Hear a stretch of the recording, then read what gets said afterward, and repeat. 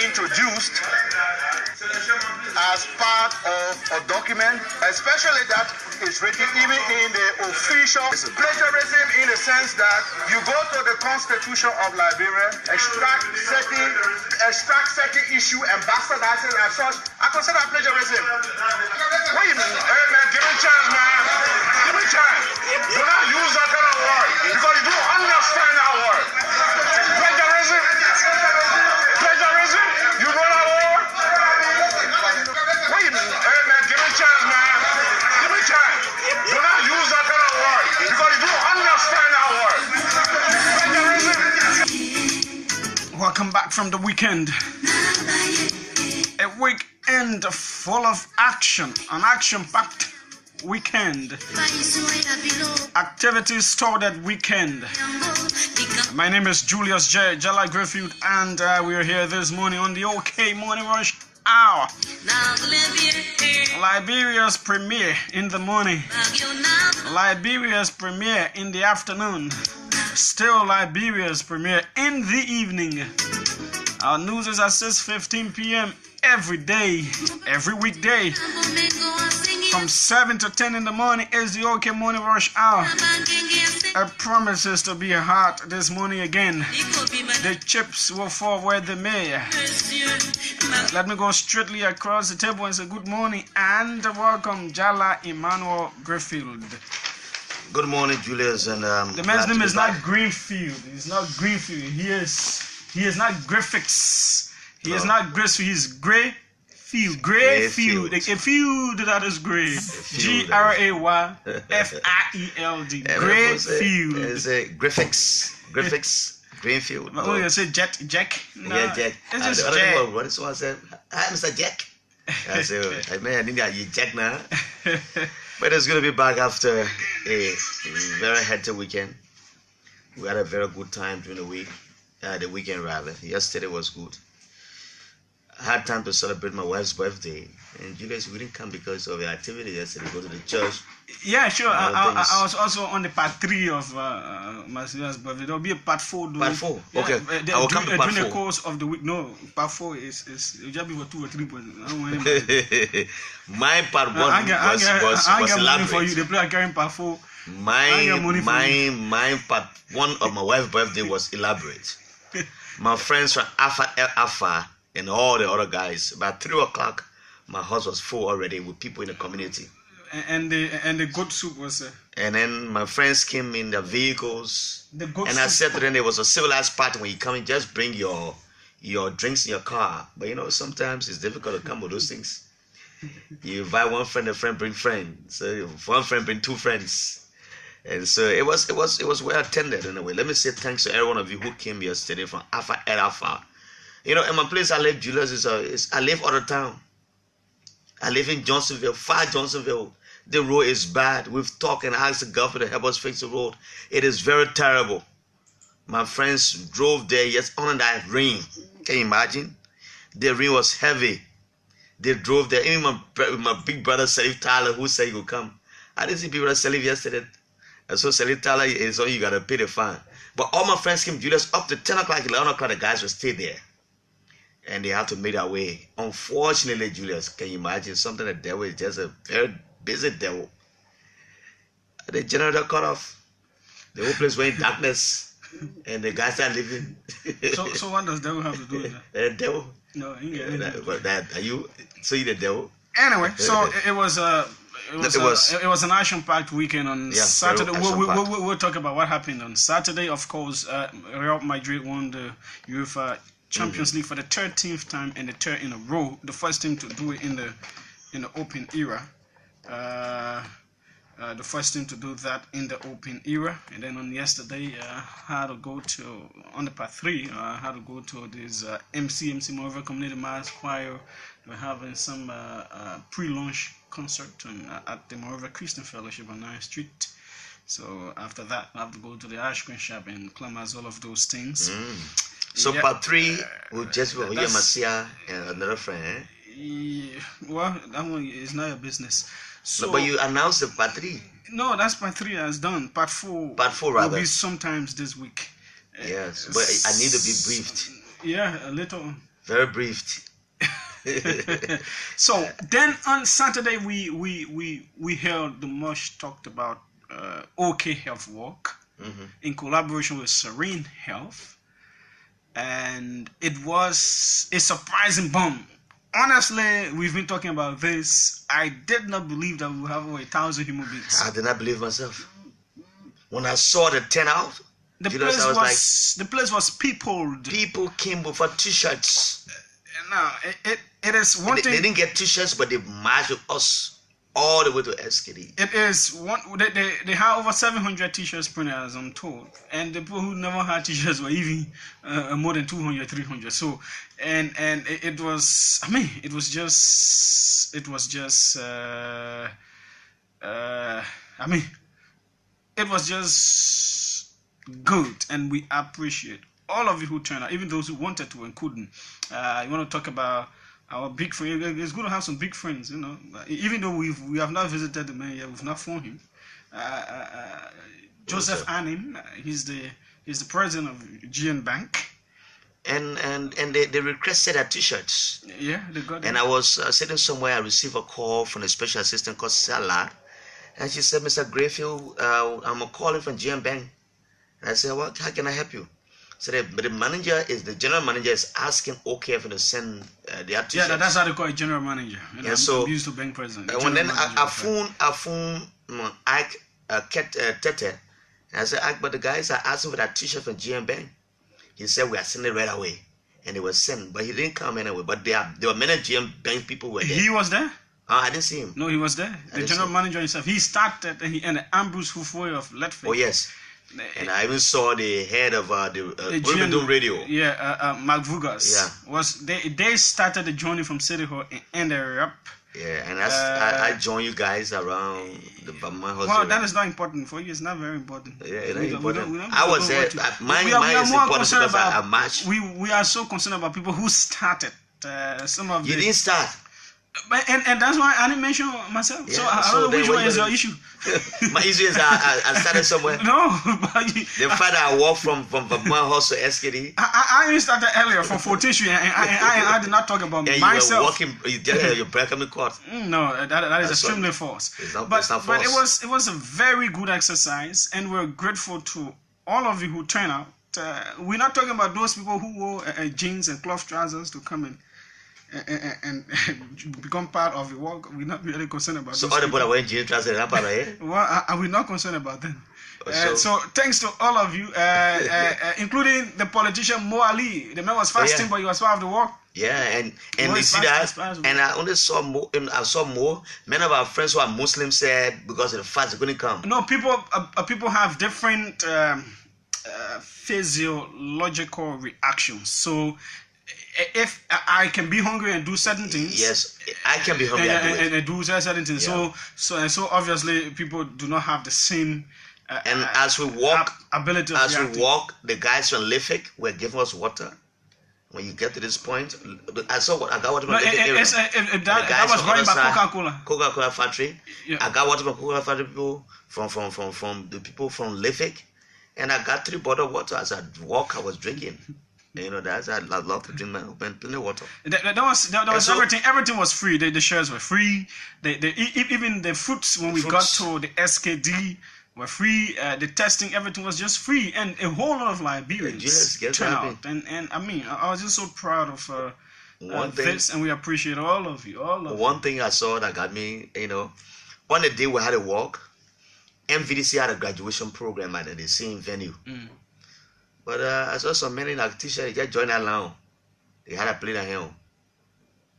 The guys took that plate. The guys from who were graduating, I saw them in the line. Even they didn't walk with us, but they participated in the food stuff. And our friend from Lifik organized the guys called Hakuna Matata. No worries. They brought about 40 people in our walk. It's a group that does an exercise every Saturday. We also saw Jerome Bryan and others. So thank you. We also saw the Commerce IG there. Oh yeah. Yes. And we saw some people who wanted to see us, who have not seen us before. And we took photos with them. I'm always a lay low kind of person, but of course, on that kind of occasion, people want to see you and everything. So we're grateful to all of you. Prince Kai on our live video says, you have Congo man name, bro. Are you talking about? I know that our friend from the US, Lawrence Solonte, who's always up very early. He said congratulations for the walk. He's a part of it. Josh Konisayo Ware should be in this country. Solomon A. Ware is joining us on somewhere. Ware. Our ardent follower from Kakata, Yamatibe Topa, also following Anthony Kemo Nyai. Let's acknowledge the birthday people quickly. We take our break because I promise this will be a bomb. You don't want to go away. So many people celebrating birthdays today. Plenty people. So let's go. Money Captain. He's the head of the MCA of Millennium Challenge account. Millennium Compact account. Something. Yeah. Happy birthday to you, sir. I wish you all of God's choices, blessing. My own dear friend Charlene Brumskin. Yeah, Charlene is celebrating today. Today's Charlene Brumskin's birthday. She is one of my fans, so I'm also a fan of hers. So happy birthday to you, Charlene. Ada Reeves, a media personnel, happy birthday. Vanny Teddy Wilson. Fabric Radio. Yeah, she should be with one of these papers now. Someone whose name here is You Alone Will Be My God. Happy birthday to you. I like it happy using the kind of needed them. Be my God. Yeah, you put it gonna need it and nobody know who is it. Zogbo Bade, happy birthday, Zogbo Bade. J Bayuga White, happy birthday. Martin K and Colley, our boy Martin Colley. He turns he announced his birthday on Facebook and put Asia. Oh yeah, that's his age. Yeah, and he's a quite young man. He is a what? He's a young man. I thought you said quiet. So he's about 28 years old. Yeah. Happy birthday to you, Martin. Pekele Prosperous P. Boape. Happy birthday to you, Pekele Prosperous P. Boape. Pekele is with the MCC. He's doing a fantastic job of public relations. He's brought the MCC brought it to life, and we're proud of the job you're doing there. Happy birthday to you, Pekele. Aaron Kuban of Fabric Radio, happy birthday. Garland Kwai, Angelic Feelings, happy birthday. Message Son, happy birthday. Monica Kuman, yeah, happy birthday, Monica. Austin Jebo, happy birthday. Emmanueline Jabe, we should have some family relations. Happy birthday, Emmanueline Jabe. Teresa Tawale, happy birthday. We've already talked about Zubo Bade. Yvonne Keto, happy birthday to you. D. Stanley, somewhere in Pinsville there. Happy birthday to you, girl. Wishing you all of God's choices, blessings. Monica Molba, happy birthday. Eva Nimlin, happy birthday. And Windell Miller. Yeah. Ibrahim Passaway says he was fasting, but he walked to SKD. Thanks for that. Okay. And as Julius said, many people have different reactions. Yeah. You were fasting. He said, Jonas Ibrahim Passaway will say thank you. Okay. And so at 9 o'clock. Representative for Carol's Grove Federation number 8 Monserrado County will join us. Citizenship debate has sparked up on Capitol Hill. It's one of the talking points. The issue of war crimes court is one of the talking points. The issue of the House, the legislature being subservient to the executive will also be part of it. Cleaning the mess. What kind of mess he always talks about? We will try to understand exactly what the mess he talks about cleaning. Always, and the issues of governance that are abounding in our country, all of those things. But let's take our break. Let's acknowledge our sponsors and everything. Stick and stay, because after the break, there are 3 voices we'll play and we'll talk about. One is the voice of Prophet Johnson Suleiman having a prophecy for Liberia. The next, Vice President Joe Howard Taylor. We have the entire clip. We'll be playing it right here, and you hear our views on it. Then the final one. People have been talking about this. And if you notice us, we don't just talk about issues what people are talking about. We want to hear from the horse's mouth. The president has broken silence on the issue of the aeroplane. Those 3 issues we'll be talking about. We'll play what the president had to say about this. So that's why you want to stick and stay as we bring you all of those voices. So let's take our break right now with our sponsors.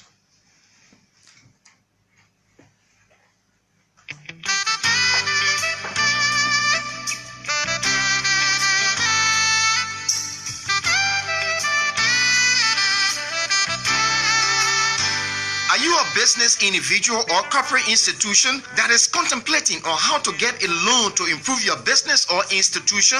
Well, worry no more, because the Liberian Enterprise Development Finance Company, or LIFIC for short, is here to give loan to businesses and institutions. LIFIC is the only Liberian non-bank financial institution that was established in 2007 and certificated by the Central Bank of Liberia to help alleviate the financial plight of businesses and corporate institutions, with 51% Liberian ownership with loans. LIFIC works with her clients to determine an appropriate loan size according to their unique needs and repayment capacity. LIFIC provides flexible credit opportunities to small and medium registered businesses that are starting, providing, or expanding their operations, like sole proprietorships, partnerships, corporations, and registered cooperatives. To obtain loan from LIFIC, your business or institution must be registered and have 51% Liberian ownership, must be capable and should have experienced management, and must plan to create jobs with loan proceeds. LIFIC loans range from $10,000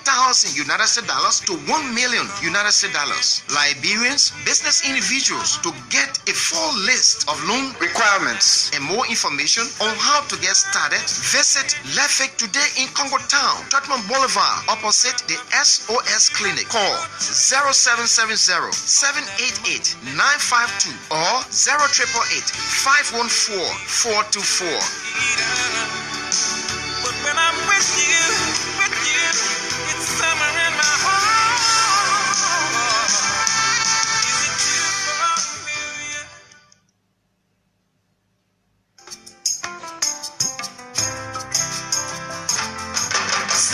They say to make headways, improve your head.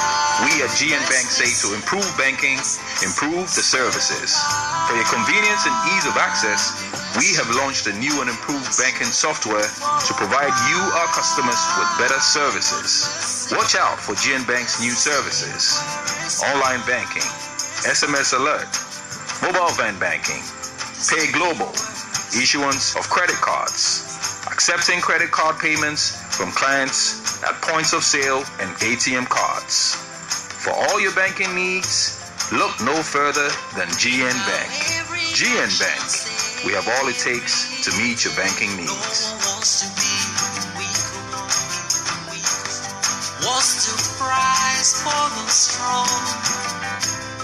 Though we spend a river of blood.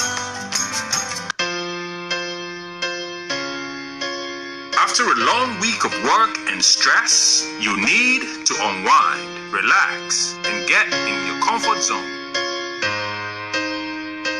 That comfort zone is at RLJ Kendeja Hotel. For one night a week, be your own superstar. Sing your heart out at our karaoke nights this and every Saturday from 7 p.m. till late, and relax with assorted drinks at rock bottom prices. Admission is absolutely free. So if it's Saturday, it's RLJ. Come, let's sing the week away.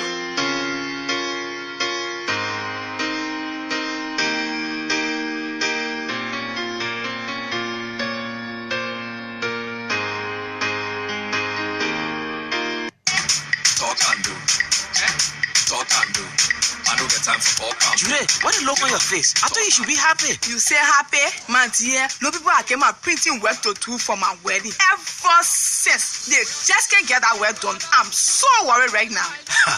Julie, that thing is now a problem. Their country is not looking the way it used to be before. Let me tell you, Vision Print is in town to solve all these kind of worries, yeah? Vision Print is the most credible printing press right now in town. At Vision Print, the people have professionals that can handle any kind of printing job. One of the good things about Vision Print is that the people can pre-finance your project. Like, seriously? The people are good at printing billboards, t-shirts, wedding souvenirs, card branding, magazines, and different kind of printing jobs. You just name it. So you telling me that all my problems are solved and my work will be done fast, quick, and needed with Vision Printing Press? So how can I contact them? Vision Print is located on Lynn Street, opposite the Ahmadiyya Mosque, in the old Arsenal building. Or call 0886-929700. Vision Print. Our customer satisfaction is always guaranteed. Okay, so welcome back to it, the OK Morning Rush Hour. Let's rumble into the issues that really do matter right now on this platform. Liberia's premiere during the week, Apostle Johnson Suleiman made a prophecy about Liberia. What did he have to say? Let's hear him.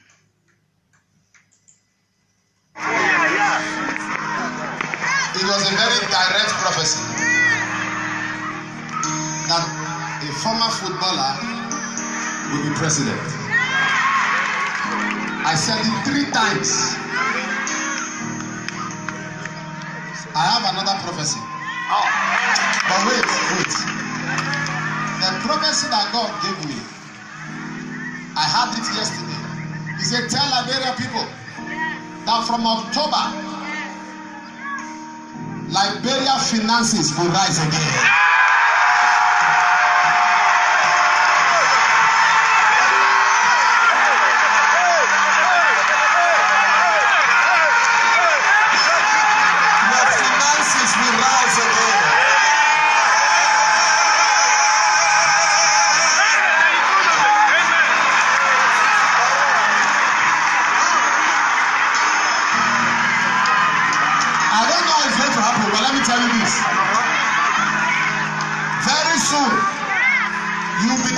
Something bigger than American dollars.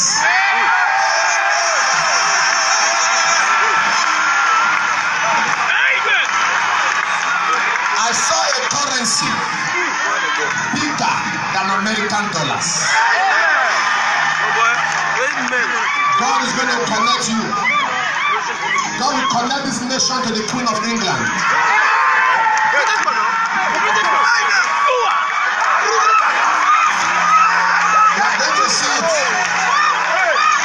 I'm speaking to you as a generational prophet. You will graduate from dollar to pound sterling.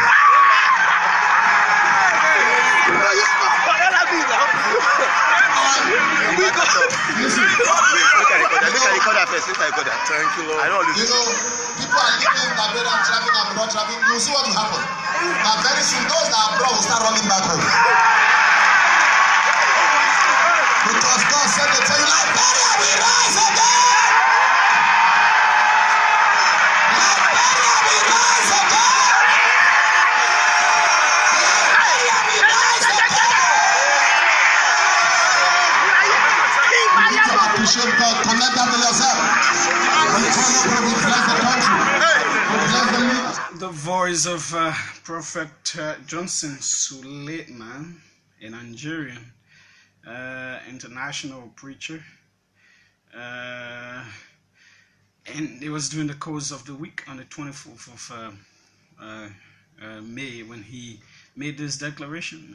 Reportedly, he also said before that a former footballer will win the Liberian presidency. I am a Christian, a charismatic one for that matter, and I'm someone who believes in prophecy. I'm a product of prophecy as well. So there is no reason to doubt if it is prophesied that people can get a war wrong. The noun of that word is prophecy, P-R-O-P-H-E-C-Y, and the verb is prophesy, P-R-O-P-H-E-S-Y. So it's a little tricky. So there is absolutely no reason why I should doubt what has been said. In fact, it is in all of us' interest if by October the finances start to rise again. You know, it is in all of us' interest if the country starts to experience financial boom, if things start to get better for our country. So it is interesting that this prophecy is coming at this time, and of course we're hopeful that it should come to pass, Jallah.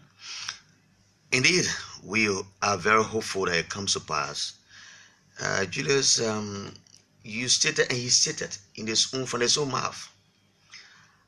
Apostle Solomon says before that a former footballer will be president of this country. He did not name George Weah in particular, but we have only one former footballer in the race for the presidency. So many fingers were pointed to him at the time. And it has come to pass that he's president. The same mouths have said a former footballer will be president is now prophesizing that by October our finances will be great, which I want to tap into. I want to tap into that, and I want to believe what he has said. After October going to December, we're going to see a rise in our economy. So I don't want to doubt what the prophet has said. I always say this, people, those who pray for George Weah to fail as president, you pray for everyone else to fail, because if George Weah fails as a president, the entire country fails. You are a victim of circumstance as a result of his failure. If the country does not succeed, George Weah is a president. He has money. He has good football in the world. He has millions of dollars. He and his family and his immediate associate will not suffer. We are the ones that will suffer the consequences. And I heard the loudest amen in the congregation when Apostle Solomon said, when he prophesied that particular thing, and people said amen. I heard people in the spirit and invoking the presence of God, and that's a good prophecy. Let's hope that, and let's wait and see. Nope. Faith comes by hearing, right? And hearing the word of God. Let's be hopeful. Let's pray to God seasonally that indeed things will be better.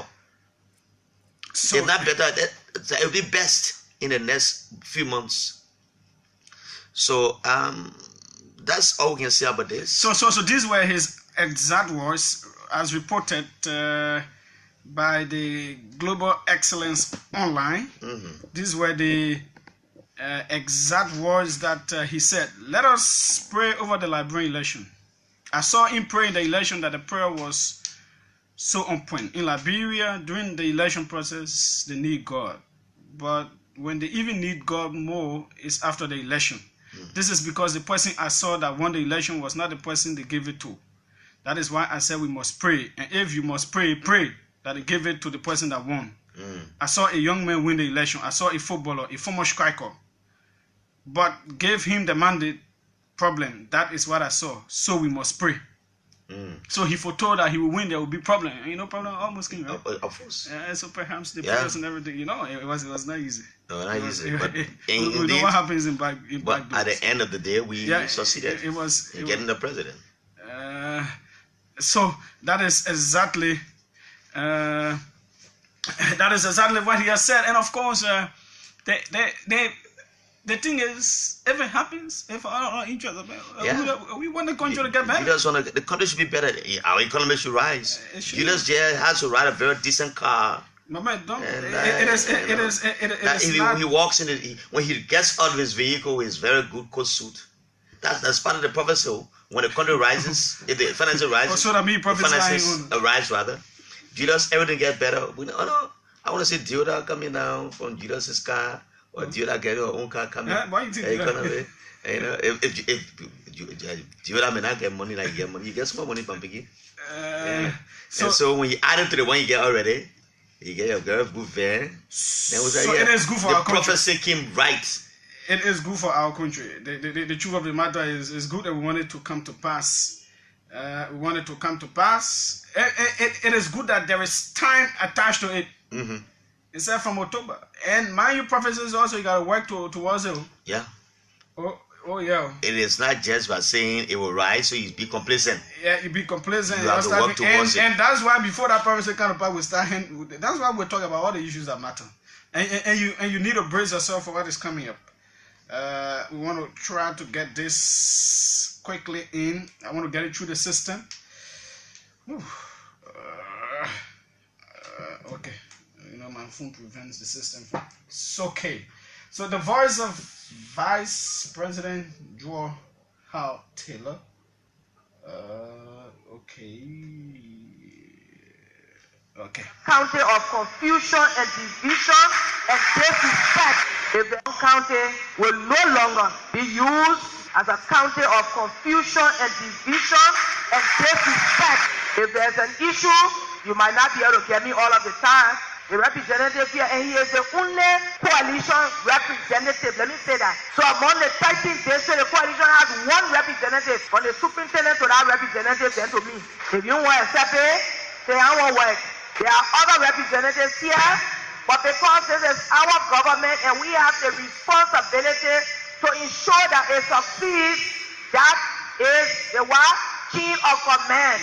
So all of you, nobody must call me if you have not spoken to the superintendent or spoken to the representative. Hopefully, we are praying that you will become senator or even give up more clout. If something happens in Bon County, they will not call me or you. They will either call the superintendent or they will call the lone representative we have here. And so they must be in the know of everything. Truthfully, all of the 13 commissioners might not be members of the coalition. We got one or two that might not be. You are withdrawn because other people join the United Party. So I'm waiting for you to call me to your district to tell me that you are joining the ruling coalition, those who are not members. Because how can you, the Bible says, how can two work together if they don't agree? For us to agree, we must all be on the same side. So if you think you can't make it, then you tell we'll find somebody else. Yeah.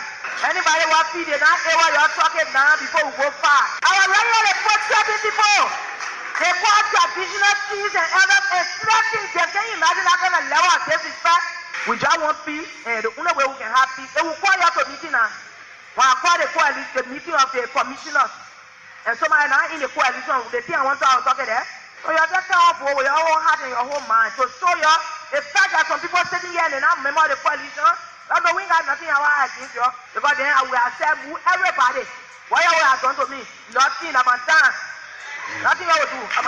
The third thing I would like to say is because this is a new government, will do things in a new way.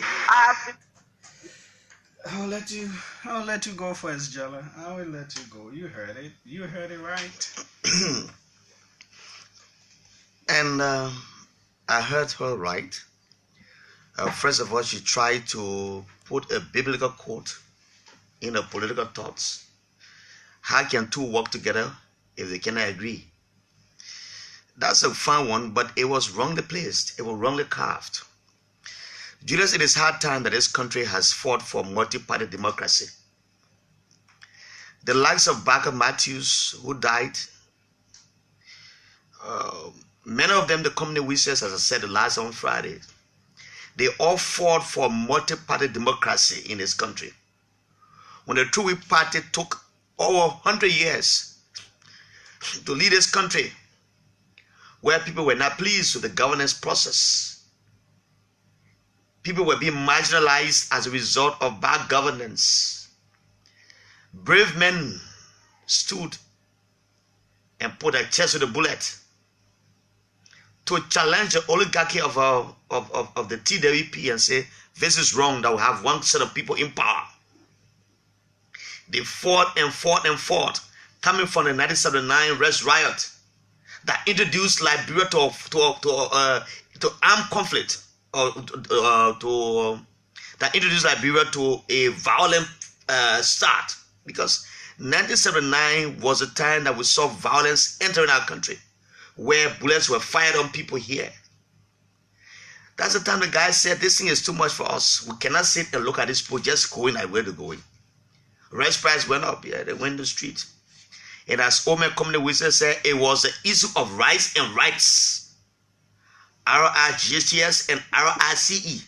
So they were fighting for their rights and they were fighting for rights.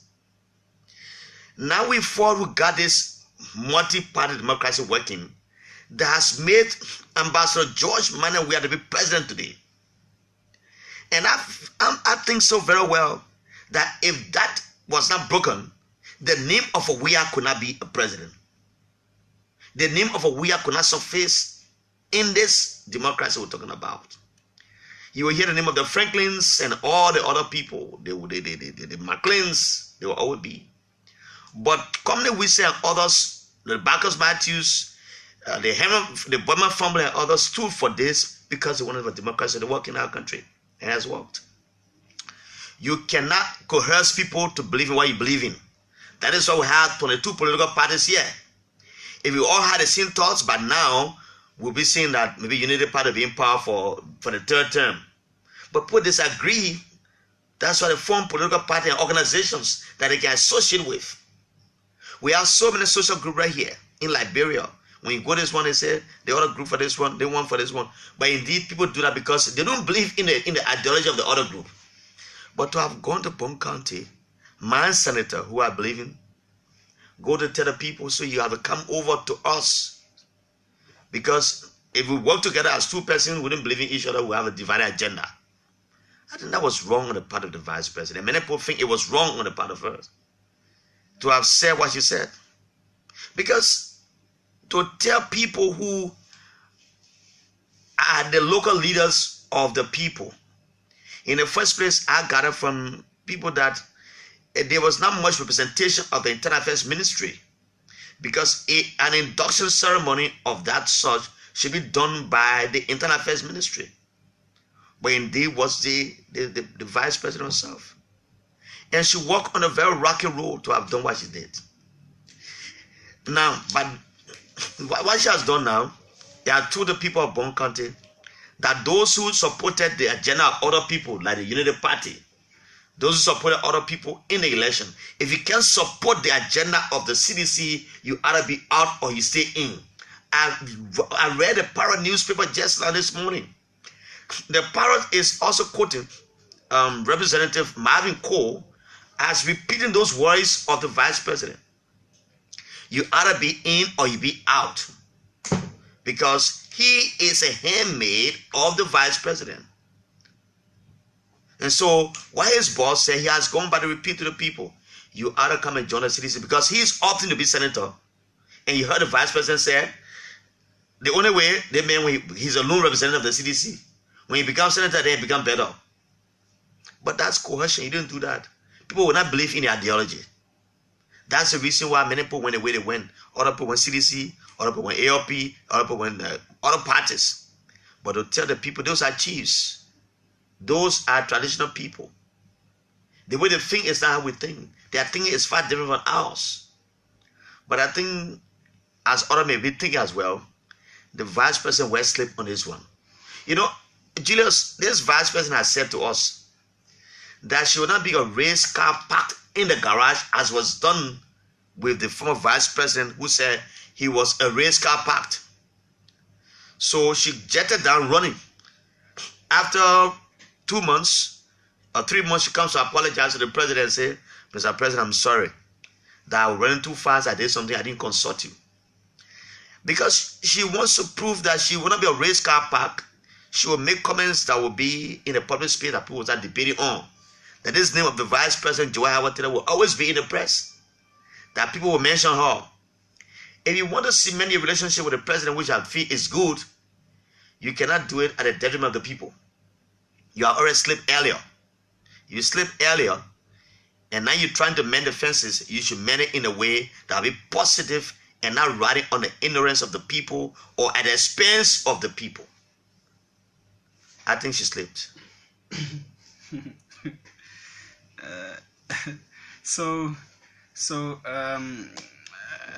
The vice president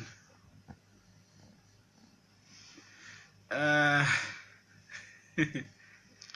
that's gonna test me here. Yeah, you know, I don't even know how to start. Is it yeah? You know. Okay, so this is the vice president of the Republic of Liberia, and not the Republic of the Coalition for Democratic Change. This is not the Republic of CDC. It is a Republic of Liberia.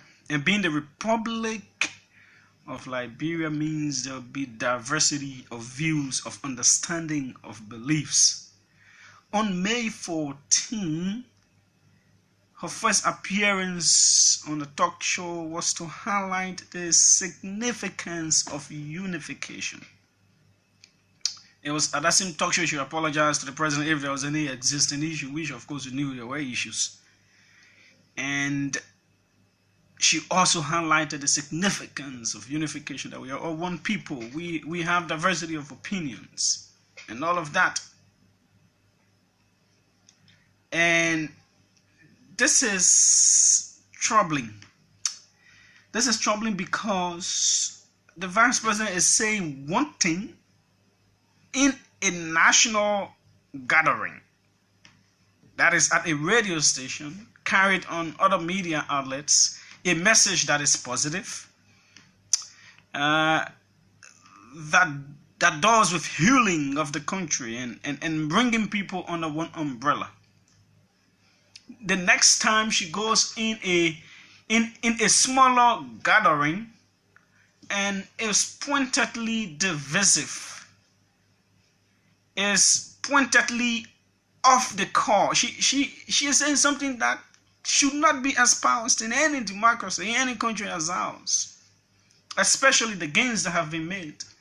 And the way they even won elections here, people from diverse backgrounds supported them. From the same ruling party at the time supported them. Even Ellen Johnson Sirleaf did not support her own party, she supported them. And that's why they greatly won. So to come and slap the people in the faces with a real backhand slap, you go in front of elderly people, commissioners, only because you have the power of the vice presidency, and you carelessly look in their faces. This is degrading to the people that were sitting in that gathering. Like, you're not supposed to be people to think for yourselves. You know? You should not think for yourself. You should be pigeonholed into one area. That put you one place. Now, the thing to also note is the fact that whole what you call it? That Amos 3:3 can two work together unless they agree. It doesn't work here, because when you go to discuss governmental matters, it's not CDC, it's not political party matters. If you were to call commissioners and local leaders together, it is not CDC matters you should discuss. There is a separation between party and state. So all over the world, people from different parties work in the government, in the leadership of the government. There are people who are governors in the US, even countries around us here, that are not from the ruling party. So to subtly coerce people in this manner, and is a little bit threatening as well, and you boasting that matter, and you are in the same vein decrying the actions of the past government when they coerce people to join the parties so as to benefit certain things. You right in that same clip, you are denouncing that the people did it one, they did it one, and you say it is bad, but you are repeating just what you say is bad. How can the vice president of a country behave like this? A repetition of the old order. But Jallah, this is not even a race car thing, because she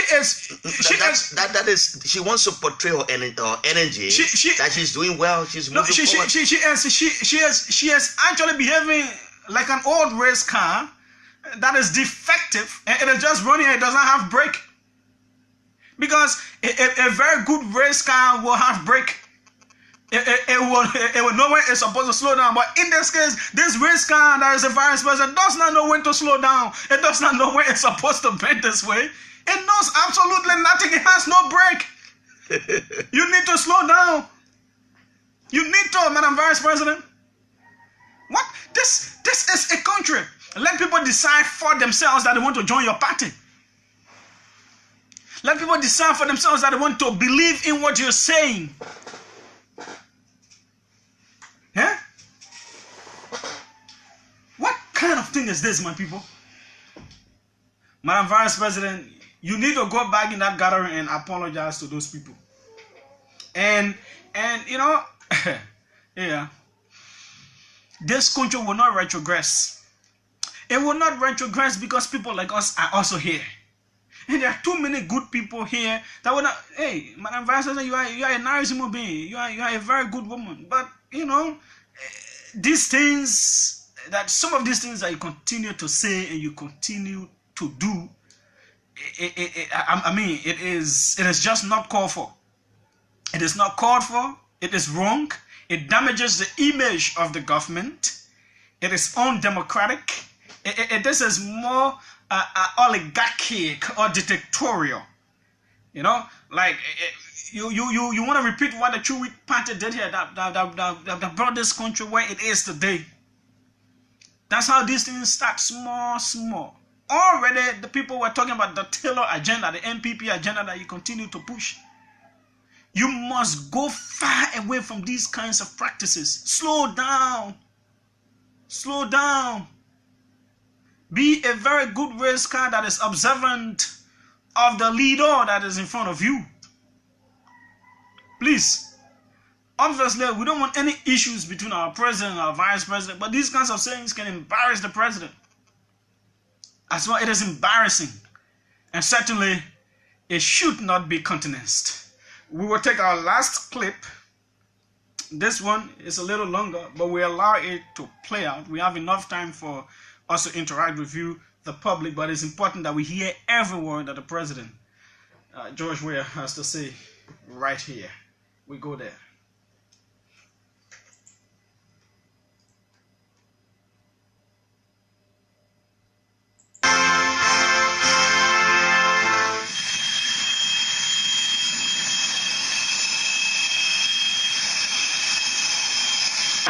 Everything I do is not in my interest. It will be in your interest.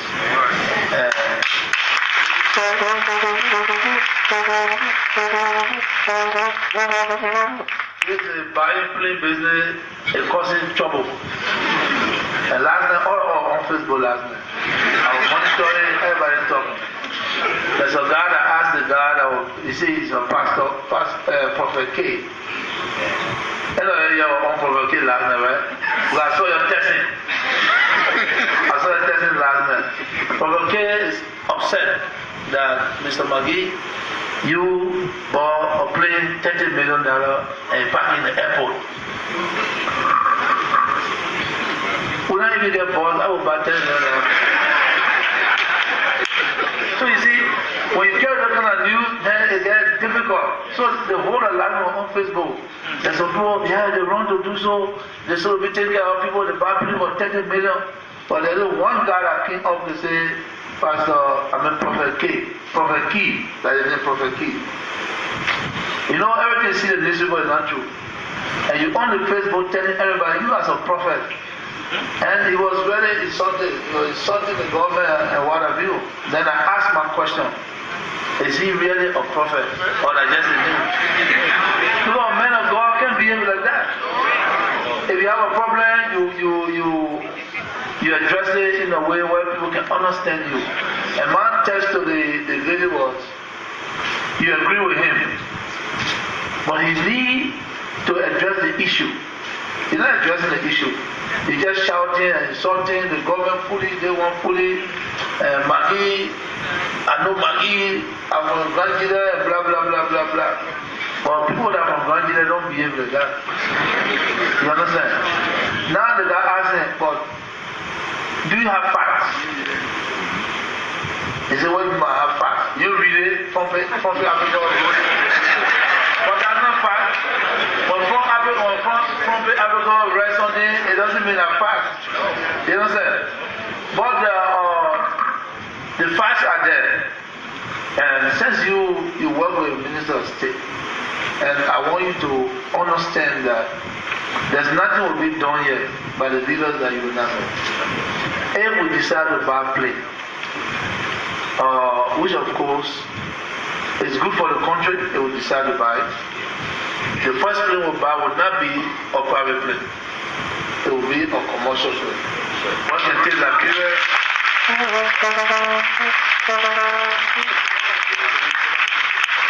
One can take Liberia from Monrovia to go to Abidjan, to get to Guinea, the regional flight. And we've been working tirelessly to make sure that those companies that we've been talking to, in our meetings, we need Liberia to be a hub. Yes. Where people catch a flight, because we are situated in the middle, where everybody can come to us. Liberia, you go to synagogue in 1 hour, 15 minutes, you know. And so we've been approached for our Zooms to be a hub. Now, we stay in that discussion. And what the guy asked me yesterday, I said, but Mr. Weah you talking about, President Weah, do you really know him? He said, yeah, talking about celebrity. This is somebody where got so many friends. Most of my friends are wealthy. And most of the children that are sent to school from Cameroon, from Ivory Coast, from France, all those kids are all wealthy kids. And you see, during the campaign, I did not spend a dime to fly. The little boy that lived with me in Cameroon, George Wigger, and my daughter, you see my daughter there? I adopted her when she was 18. Now she 40 something, guy secret. I adopted guy from Cameroon. She's from Cameroon. So it tells you that it's not just only in Liberia that I work. Around the world. The little man that he lived with me as my son, that adopted John Wigger. It was easy for me to adopt him because he Wigger, the way EGA, and I was Weah. So it was easy. Of Societe General Bank. Now, if that boy have a private plane to fly, or he have a plane, and I want to go to Brazzaville, and I say, George, I want to travel, he said, well, I send him a plane to pick you and take you. How does that help Liberian people?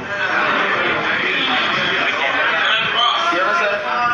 Like the plane that they're talking about, I got a friend in Burkina Faso, the managing director of Eboma. I said, George, I have a plane. I see that you take Republic of Cote d'Ivoire, you take a good. But you also, when you go into business, you need to also build your prestige and come out of a place that, you know, it's not labor. I said, well, if I were to travel, you see, you were to travel, just call me, I'll send a plane to you. And that's the plane, when you come one day, stay, that's the plane they say, about 30,000. 30 million. So, these are the things. And it's not possible. So, we just come in, 30 million, if we get 30 million, you get our do community, you got a community, we can build a road. Why would somebody go back? Okay, so this has been trending, and of course the president chose to clear the air that it was a plane given by his friend to use anytime he wants. It goes back and then it comes when he wants to use it. So now we can analyze the issues right there. So the Code of Conduct, Part 9, is titled Gifts, Bribes, and Conflict of Interest. 9.1 of the Code of Conduct says, public officials and employees of government shall not receive nor encourage the giving of any form of bribe or casual gift in connection with the performance of his or her official duties, whether for himself or herself or members of his or her family, or any other benefits that could have any influence on his or her professional approach to each issues and the discharge of his or her official duties. This shall not include gifts given during traditional ceremonies and celebrations and fees paid for lobbying. The legislature shall enact laws for the regulation of lobbying activities. Token gifts, that's 9.2. Any token gift received by public officials and employees of government must be declared within a reasonable time not exceeding 7 days to the appropriate authority that shall decide whether the gift item should be retained by the public official or employee of government, or whether the gift should be surrendered to government. Public officials and employees of government who surrender a token gift must demand a receipt from the appropriate recipient or depository. 9.4 Gifts and offers intended to induce or influence. Every public official and employee of government shall report to his or her head of institution any circumstances where a benefit or gift was offered or made, regardless of whether the benefit or gift was accepted, especially where the public servant feels that such circumstances constituted attempts to influence his or her official action or decision. A reporting, the public official or employee of government shall disclose the source of such an offer. 9.5 Reporting of gifts from foreign governments, international organizations, etc. A public official or employee of government may accept gifts other than casual or token gifts from foreign governments, donors, international or multinational organizations, or quasi-governmental organizations closely affiliated or funded by a foreign government, but shall promptly declare such gift to his or her superior, who shall decide whether the public official or employee of government may retain the gift or must surrender it to government. And 9.6 Use of office for private interest. No public official or employee of government should use an official position to pursue private interests that may result in conflict of interest. So, Mr. President, in this case, your bosses are the Liberian people. So one of your good friends from Burkina Faso chose to say, well, Mr. President, you need some dignity to be added to you. And he sent a plane, and he said that anytime you want to use it, you can call for it, a private plane. It sounds good, but Mr. President, you did not tell the Liberian people when the plane started coming. You were supposed to. You didn't say it. Until a newspaper started to speculate on the matter. And your officer, it was a friend who gave it, blah, blah, blah. And you came with further clarification on this matter. Mr. President, you are the President of the Republic of Liberia. Again, you're not the President of CDC. And you are the biggest man in the country. And so your employers that you should disclose these kinds of things to are the Liberian people. But here's what is troubling about a private person in another country, the manager of some company, even though in this video by the executive mansion, that person is not named. This also has security implications. You are the President of the Republic of Liberia.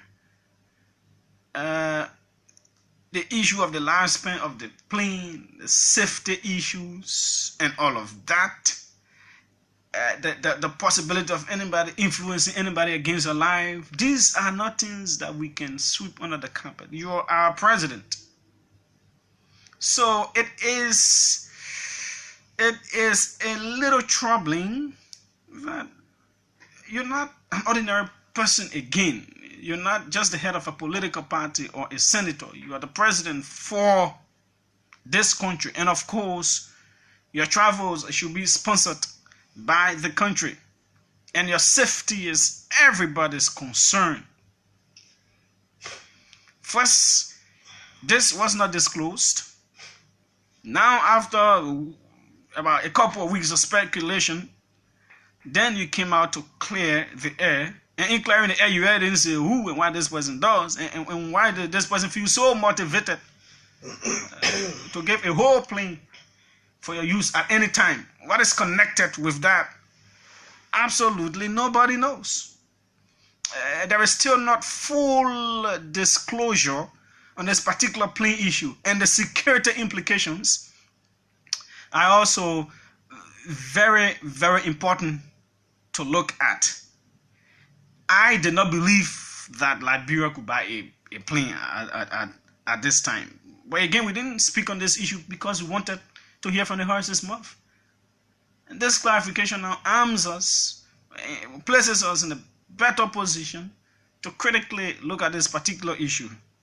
So it was not declared to the Liberian people. There is no boss that you have above you. Your boss is the Liberian people. So the Liberian people should have been told that one of my good friends in so country, Burkina Faso, is talking about adding dignity. You already have dignity, so I know. Sending a private plane over here that anytime I can use it, and these are the terms and conditions, because the maintenance of an aircraft on an airfield is not something easy. Oh, it's not something easy. The issue of fueling and all of those issues, the maintenance cost and all of that. Who was shouldering it? All of this, yeah, doesn't add up to this whole conversation. And I think there were some serious missteps here. Mr. President, you are the President of the Republic of Liberia.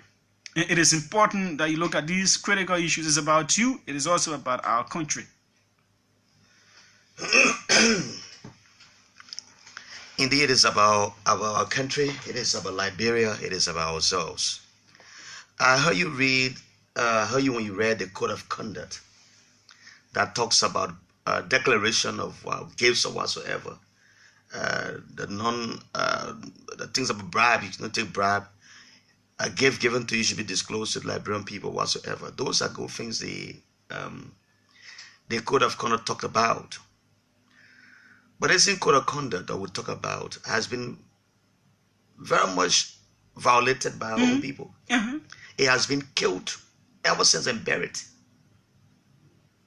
Honor Madam Ellen Johnson Sirleaf saw a flagrant disregard to this Code of Conduct that should be used for the betterment of our country. People look at it and throw it away. No one respected the Code of Conduct. When we brought in Mr. Bwaka Kana here from the Law Reform Commission, he talked about rewriting our Code of Conduct because it has a lot of issues. And that is why they are proposing a national conference where our laws will be looked at. I'm not saying that the Code of Conduct was violated so that people should not do the right thing. I'm just pointing to that Code of Conduct, if we want to look at it, we'll make a lot of mistakes here, and nobody want to live by any law in this country. And I don't think that a gift given to the president, or an offer, not a gift, because he has said the plane, he did not buy a plane, and someone giving an offer that every time you want to travel, I will give him a plane to travel. It means that the cost of traveling, filling of that jet, is borne by his friend who is in Burkina Faso. And I heard you say he did not name the person. Yes, he did not name, but he named a company which this man is a head of.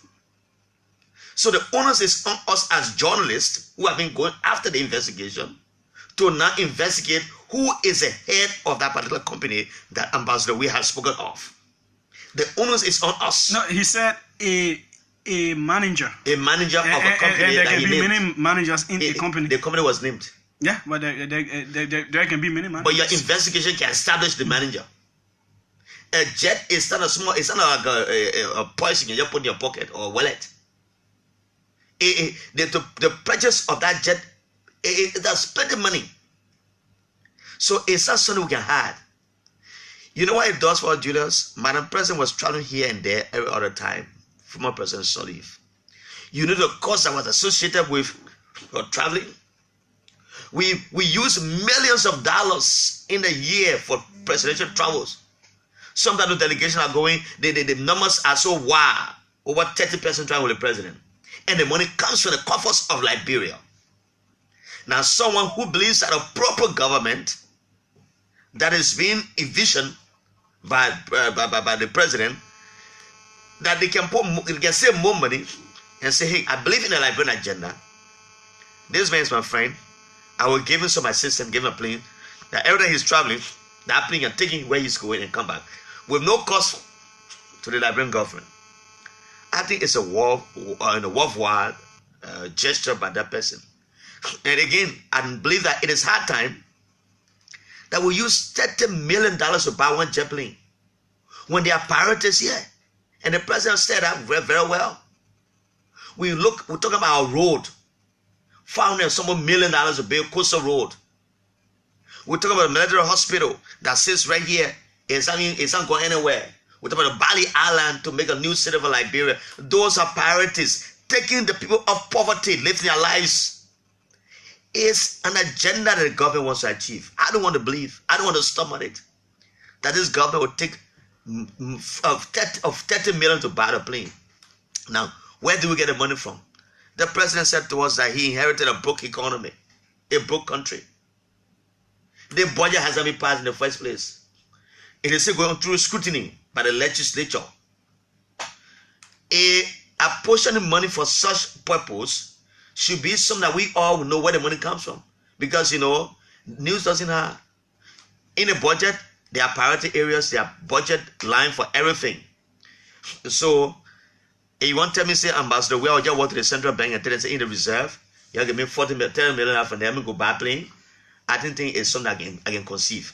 Again, the owners is on us as journalists to go and look after this whole thing. This investigation not end just by his proclamation that I didn't buy the plane. Someone gave it to me. I have to be right, no. Let's not go further. From his comments he made, I want to hear those who have been carrying the stories of our friends in the media to come and say, Ambassador, we are lied. The president did not tell the truth. Let me say that way. He didn't tell the truth. This is the information that this man was when I gave the plane. His connection with that person is this. This man is this. You raise the issue of safety, which I want to just end up with. Yes, it's good to raise the safety. I'm one of those who got very much terrified. At some point, I'm driving, come to town, and I see President Salih car to the gas station taking fuel. President William? No, I'm talking President Salih, but then her car was at the gas station taking fuel. 3 of her cars. And I said, what? The president car? Where other commercial cars are coming to take fuel? I raised that issue of concern on Facebook. I tell you it was not good for the president. Now you talk about safety, yes. And if that plane is resident here, where when the president is traveling whatsoever, the friend who gave the plane can come and say, hey, say you're flying today, we'll do XYZ. But the plane lands in different country, that's my own fear there. It is in different country, every time the president wants to travel, then he gets in and picks the president. Now the people are very wicked. The whole world has gone mad with wickedness. Your safety, as Julius said, is very important to us. We don't want anyone to tamper with the safety of our president. So you need to come down and tell us if this plane, whether it will be resident here, it will be resident in Burkina Faso, let us know, and how is the traveling done. It's simple. As I was saying about the president's vehicle, somebody would tamper with that plane. Someone could tamper with it. In the twinkling of an eye, something will happen. There's now a car that arrives on the road, a plane going in the air when you can, and nobody can live. Sometimes some people can survive. You know what happened in Malaysia Airlines a few times? It was a major disaster. We are concerned about the safety of the president. Again, I want to challenge us as media people to go for this information and know the source of the plane. The man whose name he has not called, but he has shown the name of the company where he worked. I'm not sure you really called the name of the company. He called the name of it. You want to play that again? This is the third time I've listened to this video. I'm not sure it was clearly cut out. But the particular point is, whether you know the person or not, it is only the president and those that are aware of how this plane came that can clearly tell us what the terms and conditions are. You will never know. No investigation will establish what the terms and conditions are, because if you say this, they will say this. So full disclosure in these kinds of situations, it lies on the head of the president. He is the president. So if somebody is giving him anything, he should tell the Liberian people exactly what the terms and conditions are. That's just the point. Not to even mention the issue of the safety that we have already talked about. I still maintain that Mr. President is the president of the Republic of Liberia. Yes, he has friends and all of that. We have to apply tact in how we deal with our friends, in what our friends give us. There are issues of conflict of interest and all of that.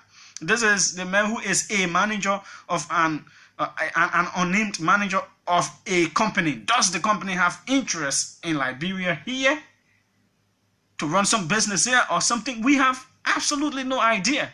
So that's why it is good for full disclosure to take place in these kinds of situations. And then, those are the initiatives that clear the doubt of people. And talking about that man will not be the one. And we cannot clearly say who bears the cost. Who bears the cost of paying for the airspace that it will occupy on the airfield, the issue of the fueling of the aircraft. We know how expensive that is, maintenance, and all of those issues. So again, there is still more that needs to be said, and we hope that the presidency can furnish the Liberian people with more information concerning this issue. We want tomorrow will come, the guys will start singing another song. Mr. President, we are interested in you completing the 6 years and running. If the Liberian people vote for you, that if they vote for you, you go sit down somewhere. Yeah, President Salih, whose time has also finished. And talking about the code of conduct, not because President Salih's time, a collusion with the Supreme Court and all of them, including the current President George Weah and all those people, all of them violated the code of conduct here. They violated the electoral laws. These people got foreign assistance, and because of a weak National Elections Commission that only knows how to call result, count result, and call result. That's the only thing that the National Elections Commission does well. It has no boon to reprimand political parties for wrongdoing. The issue of breaking the financial laws of elections and all of that. All of these parties here got foreign assistance. Nobody did anything to them, but still, that doesn't mean that those things should continue in this day and age. This party that is in power campaigned on change, and it has to be the respecter of the laws of the Republic of Liberia. That's what makes a democracy exactly what it is. It is time for us to go to the phone lines now. We've spoken enough, and let's hear from you, the Liberian people, on these matters. 080-939395, 0777-700-995 are the numbers to call. Let me read some of the messages.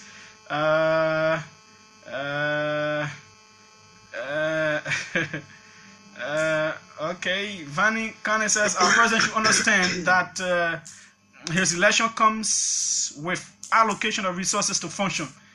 He should not be accepting gifts to travel or otherwise when he's empowered to function. It also a floodgate for corruption. What if other public officials begin to accept gifts? What will happen to accountability, transparency? Our presidential advisors need to be more strategic in advising our leader. That's Vanny Vikings Kane.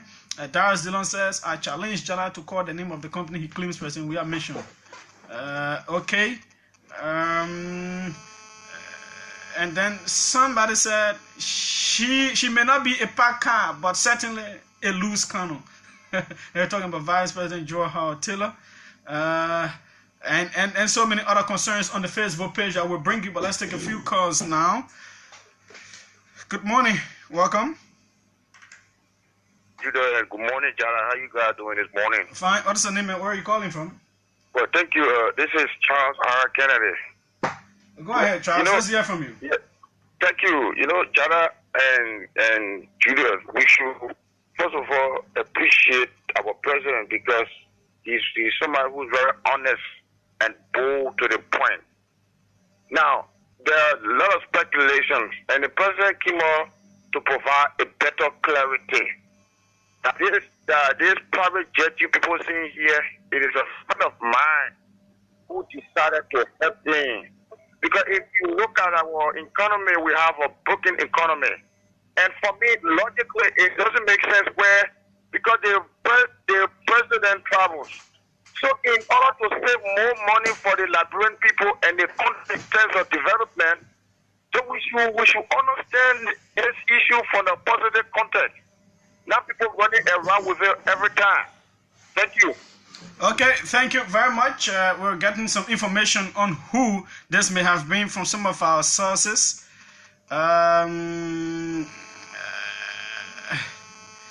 Well, the authenticity, we need to, perhaps tomorrow we'll come up more, two different pieces of information we're getting, and we need to have the authenticity of these pieces of information before we can bring it out concerning who exactly gave this plane and what he has been doing across Africa. So perhaps tomorrow, after we shall have verified, we'll bring you more information on this mystery individual. Good morning, welcome.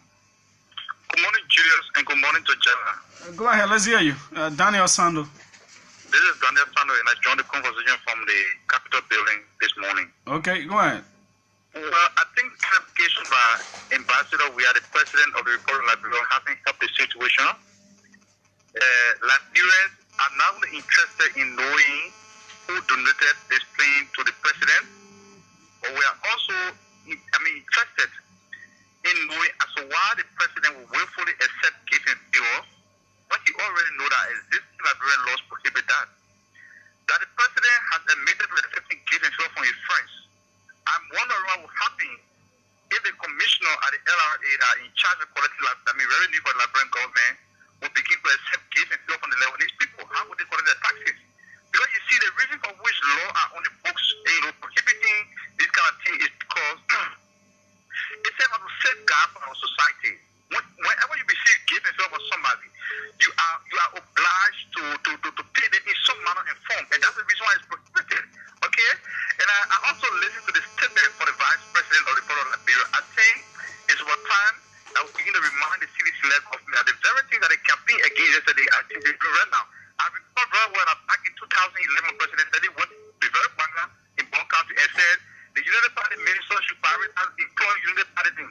It was in the Joan Howard who took issue with the government. She took issue with the government. She and Afri Jackson were supposed to the government. Then they were involved in a very heated debate. Right? She even wanted to say of threatening a lawsuit that the president had violated the Constitution. For this very Joan Howard, the Vice President now, to begin to make similar mistakes of the past, I think it's worth for our country. Thank you. This is not a report of city, this is a report of Liberia. And I'd like to question them the way they go about going the country. We are watching very carefully, not because a certain party won the election and won the country. Thank you. Have to survive above all. Thank you very much. Some of the comments, this is very interesting. Alan Vatonge, Okeven needs to dispatch a team of investigative journalists to Burkina Faso for detailed investigation into this saga. You got the financial muscle. Take up the courage and send your team for investigation promptly. As we talk, we must move. Journalism is costly. That's true. It's costly. I think we get out of mad. I think we got a mad. Good morning, welcome. Thank you. Is this a period? Thank you very much for the recognition. The man was also part of the work. Go ahead, let's hear you. Thank you very much. Let me say good morning to my uncle. Y'all said it all. You know, we get it time by the way y'all get it, but I will just hit the point. Let me commend the president. Now, what some of us will continue to support the president and call him the right way. Because he's an honest man. I think some of you follow him. Even when he got into the politics, people wanted to make him to become a liar. He refused. People tell the Liberian people you came from all of high school. You say, I will tell the Liberian people the truth. Anyone you tell me, I will not lie to my people. So we know that the president not learn lying business. So we know that for a fact. So if he has come out to tell the Liberian people and friend and help me, let it take it another way. Now we come here our way. Neither the one I call for is Madam Joy Howard Taylor. Follow the leader. The capital is over. Now, for me, I will not be part of this. There's one that we preach, we will not be there to continue to be saying this. We say change. And we're talking about change, we need to continue change. We're not supposed to be reminding people from the whole thing that we've been doing. It's wrong for going to Bon Country saying those things to the people. And when she was saying it, God's friend when you related to her, they still relating her when she was saying it. Say Damata, we not need to Damata basically in this country, my people.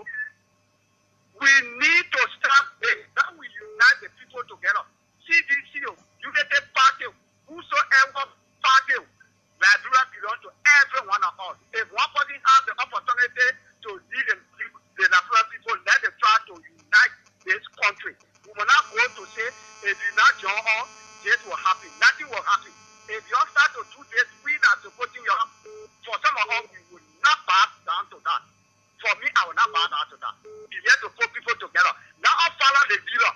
You see, anywhere the president goes, he always carry that peace message. Capital is over. We say a lot of things to one another. It's finished. Thank you. Thank you very much, Mr. Piri. Muhammad Ali, let's take Muhammad Ali. Good morning, welcome. Morning, Julius, and morning to JALLAH. Good morning, go ahead, let's hear you. I'd like to remind JALLAH GRAYFIELD this morning that during the campaign, almost all of the political parties that participated campaign on change mantra. They did not say we will continue to do what the bad things that the early justice service government did. So it meant that if, for example, our government was violating the law, that they were not going to violate the law, they were going to do away with that. Now, there is something inherently wrong with this issue of the jet. What is wrong with it? It is a clear contradiction and violation of Article 10, not Article 10, Section 10.1 or something of the Code of Conduct, which states that gifts given to public officials should be declared within a reasonable time of under 7 days. Now, whether the president accepted the gift or not, the president should have been in the position to make full disclosure to the Liberian people and not half disclosure as he did. So my friend gave it to me. Who is the friend? Why did he give it to you? Julius, Jetlin, and not small thing for one friend to Jetlin and give it to you. Say, my man, be right there, Jetlin, you got no cause attached to me. I will pay you. I will pay you and this and that. Just the maintenance of that Jetlin at the end of the year will run into almost $1 million. The payment for personnel and everything. No friend is going to give you that. Why the friend didn't give it all the time when I was in president? Why they didn't give it? So these things have to be, the president and his team have to make full disclosure to the Liberian people. And I just have to say one thing to Madam Taylor, the Vice President. She is inherently violating Article 8 of our Constitution. The government shall fight to empower its people, employ people, regardless of their political affiliation or their religious affiliation. So this is not something, read Article 8. I send you a message this morning. I say, read Article 8 of the Liberian Constitution. Her words clearly violates that. And if you said Madam Sally violated it yesterday, and everybody was angry, and you campaigned that you are going to change things, and you come back and say, but Unity Party was doing it, they were putting people to join Unity Party, and so Ramatan to make people to join CDC. That is inherently wrong. Okay. There's no need for change in this country. Thank you. Thank you very much, Mami Ali. Good morning. Hello. Yes. Morning. Welcome to OKFM. Yes. Good morning, Honorable Grayfield, and good morning to my friend and brother Julius. Good morning. My name is Peter Cassidy, and I join you from Painesville this morning. And Julius, thank you. Yesterday, you made my day. I'm grateful to you and to JALLAH, even though JALLAH was not in the know. But to the issue, like you guys have just said, I think Julius, what is responsible is the lack of reading. To be honest here, reading makes a real man. I think our president needs to put in time to look at those laws that we have on the book and try to read them for himself. He just keeps making mistakes by the day. I think if he is reading, JALLAH, the mistakes and things that the violation and things against the Constitution, the Code of Conduct will not happen. And quickly with Senator Joel Howard announced him to be our vice president. Senator Taylor has no remote of regret on her actions and her utterances. If you can recall, JALLAH, you will bear me witness that when Taylor was taken to the Hague and after the verdict, where he was incarcerated for 50 years, Senator Taylor went on the BBC saying that Taylor did not commit any crime in Sierra Leone. It's unfortunate in this 21st century that we are in. It's unfortunate for her. Thank you for the time. Okay. Thanks a lot. Let's take Reduction Fire, the strategic president. That is ORC. Good morning. Yes, hold on. Reduction, you want to hold on? Let's talk to the ORC guy because it's expensive to call from there. Good morning. Welcome. Yes, hold on small. Good morning. Good morning, Julius. Yeah. Good morning, Julius. How you doing? Fine. How you guys doing? Fine. Yeah, What's okay, your name? sir. This is Joe Aikofa calling from Lincoln, Nebraska. I got a question for you, Julius. On the issue of the airplane, the president made it clear that it's not a gift. They did not give it to him. So, one, it is not a gift. I don't think sure that he need to tell the Liberian people that, because when he's going to tell the Liberian people, let's say, for example, if I give you something, I say, Julius, you can use my car, but you got to bring it back if you finish. carry my car to Sano and bring it back if you finish. Then you have to go and tell the Liberian people that, oh, June gave me a car and he said I'm going to bring it back. I don't think that was the code of conduct met.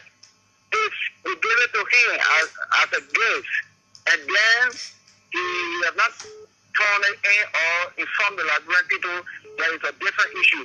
But they did not give him the plan. They just gave it to him.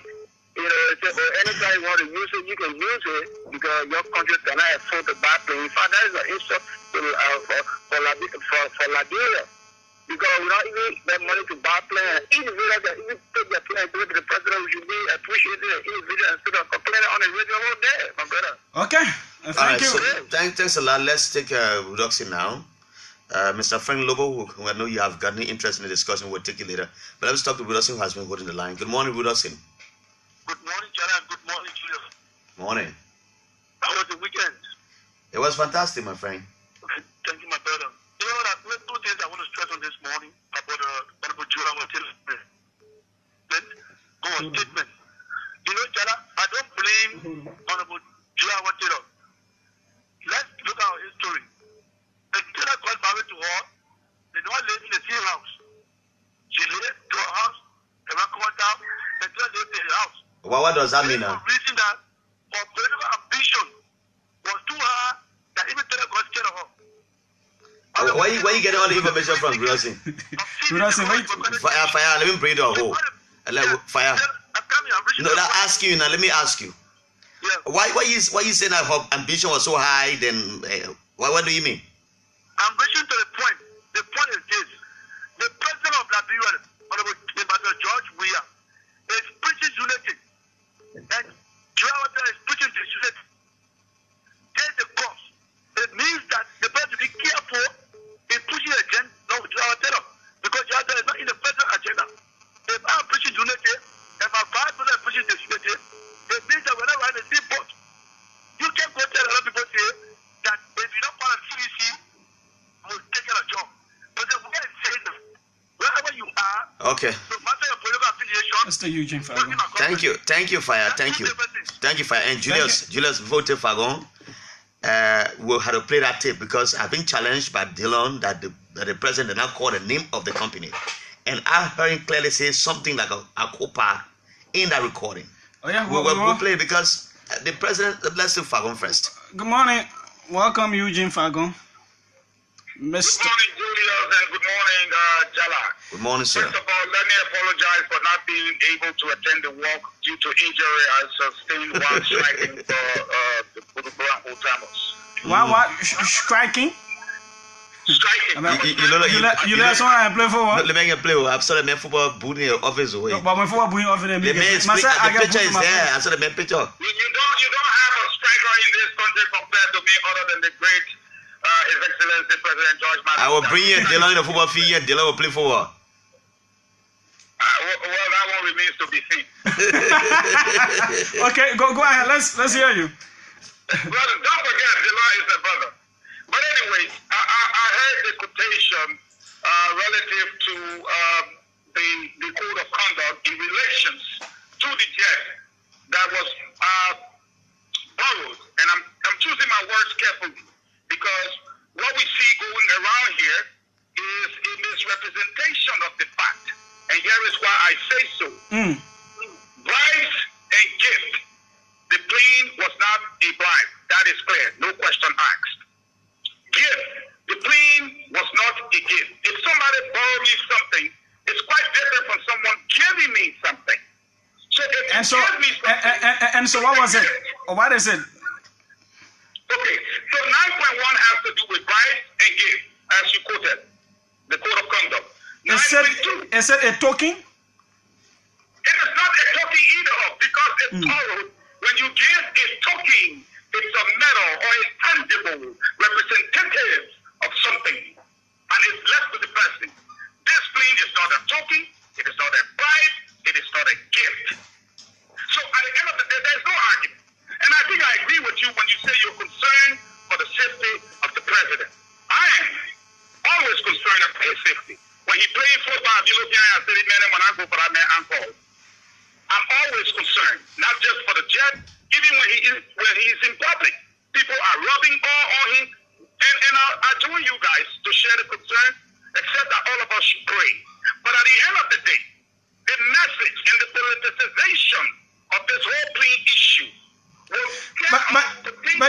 Mr. Fagon, don't you think? Don't you think that this could be avoided if the president had just told the Liberian people what was obtaining, rather than waiting for people to start asking questions? But it was you who talked about 9.1, 9.2. It is neither a gift nor I still see it. I still see it as a form of gift. It is a little difficult to really place what it is, but it still appears like a kind of gift that this person has said that you, but this person has told them, the president, that you can use this as at any time, at any time. So your best bet on your argument would have been 9.4. Have you seen 9.4 on the code of conduct? It has to do with gifts and offers intended to induce or influence. This cannot really be intended to influence. Yeah, in fact, that is why I asked the question: what were the terms and conditions under which this offer was made? That is very important. You cannot obtain an answer simply because there is none. There is no terms. It's just a help. If people come there to help us with Ebola or meningitis or Lassa fever, you say what's the terms and conditions? A help is a help. There is no term, no condition. Okay, thank you. All right, let's take this call. Thank you, Mr. Eugene Fago. Let's take this one. Thank you. Good morning. It's okay. Thank you. May sustain injury. Good morning. Your injury. Good morning, JALLAH, and good morning to JULIUS. Welcome. Bob Evans is here calling from Morovia. Okay, Bob. JALLAH, quickly, one friend, I think what is obtaining here is that we're trying to confuse things here. Because if you listen to the president, he says his friend borrow, and borrow and give are two distinct words. So if the jet was provided to the president as on the basis of borrowing it, I think the intent of the president is to save resources or save care for this country. So I understand you talk about the terms of condition. The terms of condition is that he's a friend. The man who gets the police to the president is a good friend. The man a manager. The man is a manager of a construction company. Hello, Bob Evans Gizi. Hello,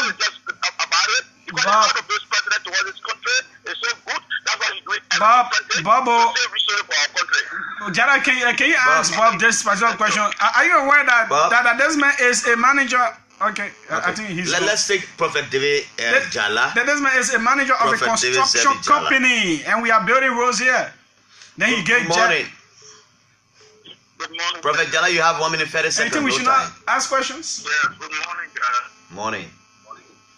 Look, I agree with you concerning this plain issue. I think the media has the ethics of further investigating your doubt. You should go after your doubt, make investigation before you can start saying, let him come and tell all this, let him come and tell all this. From page, brought something in the public domain. And how they got their information, we do not know. It became, into the public domain. So, why is our journalists so lazy to you get to pay money to be able to, if you want to, you cannot tap into. Can I ask you a question, sir? Can you ask him? Prophet JALLAH. Every morning, and then if JALLAH, please give me enough. Prophet JALLAH. Prophet JALLAH. Okay, hold on. My colleague wants to ask you some questions. Just hold on. Yeah, sir. Are you aware that journalists do not operate in the vacuum? Are you aware that it's because of the questions that Front Page Africa asks, and that's why the president reacted and gave out this particular information? And so how do you think investigations are also done? How? The thing is now in the public domain, and it is an argument. So we are asking questions. Who gives light to the society? It is the media. God established the media to be a light. So you have to bring some of the issues. And that's what we are doing, and that's why government people are responding. We are asking the questions the places they're supposed to be asked. Thanks a lot, sir. Thank you very much. Let's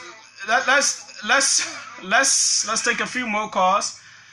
Let's take a few more calls, and then we will take our papers. Our guest should be around right now.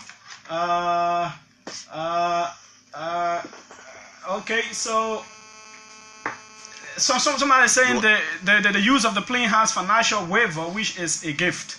The Ebola time help came through the legislature, and it was done in the open. I am being reliably informed by somebody with serious security training that the guy's name is Jibril Kanazo. He has a basa as well. He offered former President John Dramani Mahama a Ford Expedition vehicle in appreciation of a contract and was dragged before the Accra Commercial Court. So more and more information coming out on this one. Let's take Tomato Paulus quickly. Okay. Good morning, Paulus. Yeah, good morning, JALLAH. Good morning, Julius. Good morning, welcome. Yeah, Julius, I want to say thank you so much for those hard questions you're asking. There are two things I want to talk about. I think the continual use of the plane may term it to be a gift. Like Eugene Fagon said, there's something that is boring, but when you continuously boring is one thing who are maybe then they have to be constituted as a gift. But when you get a friend who is always willing to give his vehicle to you. Yeah. The vehicle belongs to him, but everything you want to use it, he give it to you. That of interest that people need to talk about. So those are some of the things. Maybe others are not willing to give you what you want. I'm called is I'm concerned about the safety of the president. There are a lot of presidents in Africa that have gone to their demise or through aircraft. The Sonora Michel, the guy from DR Congo, or before his son took over, and all of that. So this plane, I don't know the technical or the mechanical or the lifespan. How old is this plane? All of those things, people need to know so that our president cannot be caught unaware. These things, I'm a friend of air travel. I tell you the truth. I travel a lot. I'm a friend of air travel. When you close that, when that plane closes the door, my brother, you leave your leg go ahead. I call it flying casket. So people need to be very careful. Our president in America, a friend could be doing a good real thing, but that good will could take back because we don't know the mechanical. Thank you, Paulus, and so those are things of concern that we need to talk about. Thank you, Paulus, and never mind for your defeat the other day. Liverpool. I'm a real Okay, so let's take the final call. So much concern, but the final call. Good morning, welcome. Good morning. Good morning, He sounds like Warwick Bryan. That's Warwick Bryan. Go ahead, let's hear you. Thank you. The former shortest serving minister. I know. I think the shortest serving is the Mama Wurokan. The shortest served. Jamal Wurokan, the foremost. But Minister Fatou just leave my thing this morning when you said whenever the president is practicing a plane, he's washing the gas. Don't touch the president ankle. But you want minister because the law talks about the disability of a president that among the president if you offer when the disability is impeding the work of the president. So someone like you will be too worried about the president's disability so that you can get back on Brussels Airway back to where you came from. But I'm going to be disappointed in the information arm of the government. I think they see within themselves that they are not answerable to some people. And there are some of our friends who know so much about the president that everything he does, everything he wants to do, they think it is good. We got small concern, sometimes we raise the concern. But my disappointment in the team, the government information dissemination team is they don't provide those information until we fight for it. But there's no information. Why allegations? They come in and sometimes we attend just say something. The president is up on a plane. If in the law there is nothing wrong about it or a research is being done, the government information team has a major press conference or something, a press release, and provide see some of the provisions within our laws. The other thing we put it as that. But every time when thing comes up and we talk the global rate issue, they be called names. You can see that reaction there. All right. Okay. Let's squeeze in Frank Lobo for 30 seconds. In this one, you know, what the prophet said that God created the media to do investigation. Nobody God also another you as a man of God to say true. Yeah. So if the media doesn't want to say it, you cover the truth. That's why in all country religious people they are human attitudes, they are civil attitudes, they are people who really serve more to folk else we have more than a one job for the society. All right, wait. Let's squeeze in Frank Lobo for 30 seconds, even though we said it last call. Good morning, Frank, quickly. Yeah, thank you very much. No problem. 30 seconds in the back. Let me quickly say something. Let me provide some information for a lot of people who don't understand how airlines are acquired by countries. Now, those manufacturers of airliners, they know that there are countries out there that don't have the kind of resources to purchase the airliner. So what they do is that they tell you can come and take as many pieces you wish to take. They will engrave your country name there. For example, we say Air Liberia, but this will be an understanding.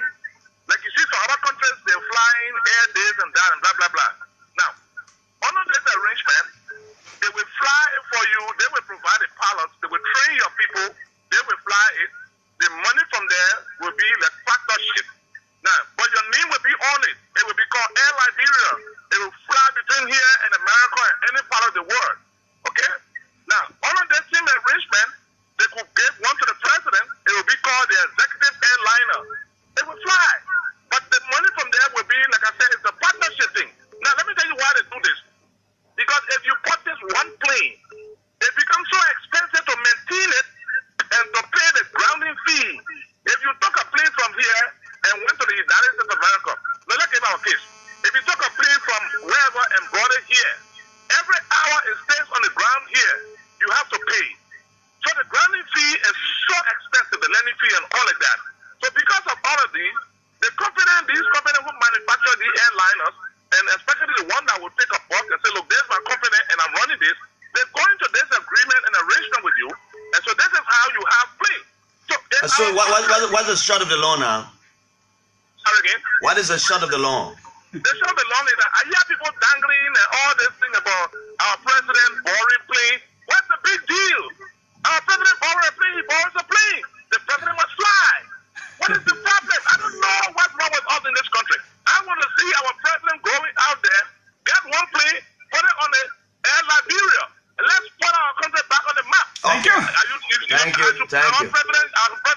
Thank you, Frank. Thank you. All right, Frank. Thank you. The last call. We can't take all the people. As someone says, here are reasons why the president needs to disclose. The state sponsors his travels. So if a friend is providing him a plane to travel, we need to know. It means that you don't take the money. So that the money spent to his travels can be spent on development purposes. Two, we also need to know how long this will continue to gift him this plane so that the state cannot budget for his travels within that time frame. That's a good one, but I would not want to stomach that the president will get an offer to fly with a plane and then the money allotted for his travel, that he takes that money. And I don't want to stomach that. And we cannot say so. It is an interesting conversation. It will continue tomorrow after we go behind the scenes and get a few little more about this particular guy. At least we have security people. That's how we do investigation. So our investigation, some security people. So let's take the papers quickly. Our guest, Akara's Grace, should be around. Yeah, some security people are giving us more information on this, and I like that. The headlines are in this morning. And that's the headlines Mr. Ellis Ghibli Kaye likes to listen to. Oh yeah. Oh yeah. There are many people who love that. Digital security man. The papers are in. On the OK Morning Rush Hour, Liberia's premiere in talk show hosting. Yes, Nobody does it better than we do it. I have one over you, so let me go first. Yeah. And the first newspaper is the newspaper where Jimmy Fagon sits, and he edits the paper. Iman Krayi launches 3 books. Julius just did this as well. He has written a book. He has not published. I've written it. It's not published yet. We are guest private jet from friend in Burkina Faso. I see Begugbeya shaking the hands of Natana Mangeo. At the back page, I'm going there quickly. Let me see what is there. Let me see what is there. Let me see what is there. The back page says, we are dedicated first public library in New Crew Town.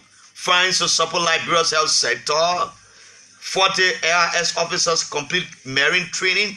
Journalists motion dismissed, denied in River says.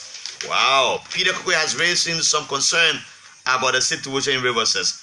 Professionalism must be adhered to. Is the editorial, Julius. Who the Prince Kayaga? He said, only opposition comments you are reading. Opposition journalist, JALLAH is the best. You read the opposition comments? Prince Kaya. Prince Kaya. The man just dealing with me, hold on. I read your own, yeah? And I read your own, yeah? Read it, man. Yeah, no, I read it, man. All the Baba they don't read. Okay, so the public agenda newspaper is right here. And you know, I go to the main Facebook page and see a Facebook live. No, that's going anyway. The public agenda is that no Ebola in Liberia as health safety has increased. Says stubbornness of NPHIL. LEC subscribers endure extortion. Heavy fees charged for connection. Is management aware? By election delays, stakeholders to set date, okay? The back page, water and sewer expand services. Government dispels terrorist groups, assure citizens of maximum security. LWSC, MCAL sign accord to facilitate support to LWSC. LIBERIA to educate farmers. And I see our friend and brother Musa Kone right here. Captain wants power theft address. He is the man who's celebrating the biggest celebrant of the day. He and Charlene Bromsky. Charlene, I hope I'll take you for lunch, you know. Yeah. I don't know whether I have the financial clout to do that, though. You say you'll do it, so Deputy LMP, I'll get out a proper restaurant. Deputy LMP brother shows commitment, seeks support for police. So I was going to lap up bido. I will see whether she will eat it. Sure. Say, I will give you lunch. No, you say you give me lunch, and she'll give me lunch. No, I won't carry a lap up bido. My brother, reflection here. Yeah. The editorial says government reducing tariffs is essential. That's the editorial. The Improver Daily says amidst as delay asset declaration, we as friendly gift raises public concern. Code of conduct violated is a question of the public agenda. But again, the president is disembarking from this huge plane. I'm going to the back page of it quickly. Let me see, I can read it. Africa remains united amid challenges. Foreign Minister says that government committed to youth development. Video of the child who abused firm launched. The editorial, I'm running there quickly to read it for you. No terrorist network should succeed in Mama Liberia is the editorial of this paper. To Muhammad Ali and the UP traumatized partisans, what did you say to President Salif when Muammar Gaddafi sent his private jet for her use? Hypocrisy. These are the words. And I was on the plane with President Salif going to Burkina Faso, and that plane was provided by the Burkina Faso president then. And these are the words of a welfare. No, presidents they usually do that. Sometimes the Ivorian president will send his. That's an entirely different one other than. So when an individual does it, it's not. And he is the head of a construction company, JALLAH. So what does that have to do with giving a plane for the president around? And so there are questions that should be asked. Yeah. So the terms and conditions. Let's leave the Wilfred question with those who are asking. is the one who says that. The brand a construction company. We are building roads in this country. So you think that gave influence his you just never know. You know the issue of the ArcelorMittal pickups that went to the legislature.